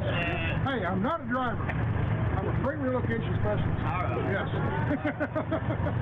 So anyway, they got the sign put on this gooseneck. He's got his flatbed pickup, and they're heading to DC anyway. So, and turn the camera around. Sorry. So they're heading to DC anyway. So. Just one of the inside stories of what's going on around here. So, and then I cannot believe this is when we were driving down the road. Remember I told you the big company, the big name company? One of them. I don't know. one of them. There's a night truck out here too. He must have went on. But yeah, anyway, I'm really surprised he's in here. Maybe they're not saying anything to him or whatever, but most of those big carriers don't want to be associated with this for some reason. And it's, I don't know, liability reasons or something. They brought out, donated a pallet of water for us, all kinds of things like classic mixed nuts. What do we got over here? Potato chips. Yeah, tortilla chips. Pita crackers. You got the idea. There's just people show up and donate this stuff. Like I said, when we first started the last week this evening, went by that flatbed. Barbecue smells good. Where's it coming from? Smell barbecue. Upwind. Let's go upwind. But anyway, so yeah, it's just tons of stuff. Just everybody's bringing stuff out, helping out, or standing on. I'm on my own thunder now. It's my turn. So yeah, it's amazing what people are doing for this thing. When they say grassroots, I understand totally. It's not just a name on the news anymore. It means something. It's not just what they call a click phrase or a cliche phrase or something. I understand it a lot better now that I'm actually in it. I've never done one of these political or whatever you want to call this. I've never done one of these rally type things before. It's been a neat ride so far, so we'll see what happens. But I am about pooped for the night, so I'm going to say goodnight. I'm going to go through the super chats real quick. Try to get as many as Bud Lindley, Lenardi. Bub Lenardi, thank you for $50. Thank you for what you're doing. Very proud of you guys in Prescott Valley, Arizona. Very good, thank you. All right, the next one, $20. Old One Ice, saw your truck on Fox News. Oh, really? Wow. All right, cool. Or somebody, if they've seen that on Fox News, send it to an email. In front of my videos, I've got my email address, not these live streams, but all my regular videos. My email address is sasnacvideo@yahoo.com. Okay? So if somebody saw a picture of that, send it to me. Somebody already sent one to me. One of my friends, they saw it somewhere, took a picture of it. A friend of theirs saw it, took a picture of it. Sent it to them, and then sent it to me. But anyway, I'd love to see that. That would be cool. All right, thank you all. Appreciate it. What do we got now? We got another $20 from John Jones. Thank you very much. No questions or anything. And then a $50 from Susan Arroyo. Be safe and thank you. We love our freedom. Thank you very much. You know, I love you people. I love you. I know there's some other live streams. I mean, super chats. So sorry I missed them. I was busy talking to people. That's one of my bad things. I can't do. I can do this mechanical things. I can do double duty. But when it comes to verbal type stuff, I have a really hard time concentrating on what this person's saying and then looking at that. So. Forgive me. Yeah, I'm doing the best I can with what I got. So, love y'all. Peace out. God loves you.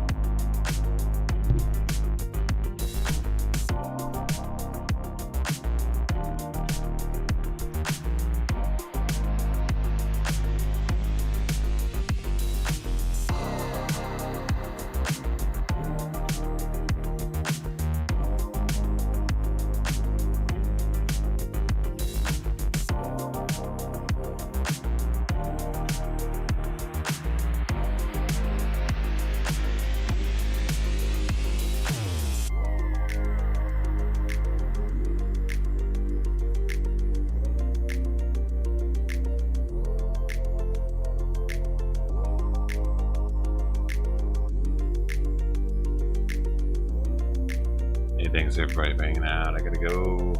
Hope you had a great day. Hope you continue to have a great day. Hey, thanks, Lou. Thanks for helping out today.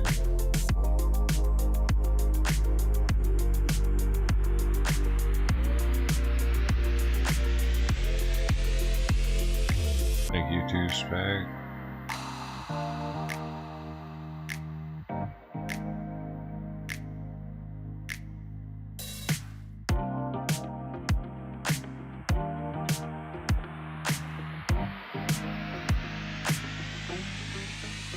AT99, use well, man. Take it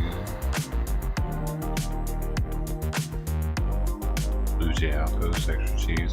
Hey, top 10 stream legends of the week so far. We got Spec, number 1. Got number 2, extra cheese for you. Number 3, got Lou Sassal. Spec, extreme cheese for you, Lou Sassal, top 3. I appreciate you guys. Hey, number 4 though, we got Ox 1Z11.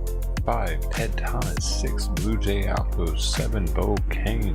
8, The Urban Frontier. 9, Galastronaut. And 10, Corey Steele. Thank you all for your time.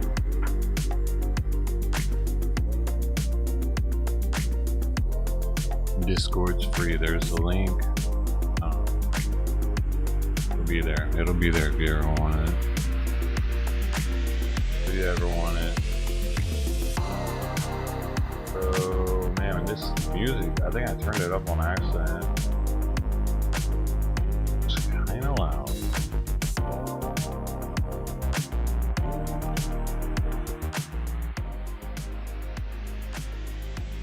Alright guys, hope to see you again tomorrow. Should be something interesting tomorrow night. I don't know what time I'm gonna go live. Shout out to all the subs. I don't know, from this morning. I don't think they're winning from this stream. But if there were, thanks. Alright guys, love you, hope to see you again tomorrow. Good night.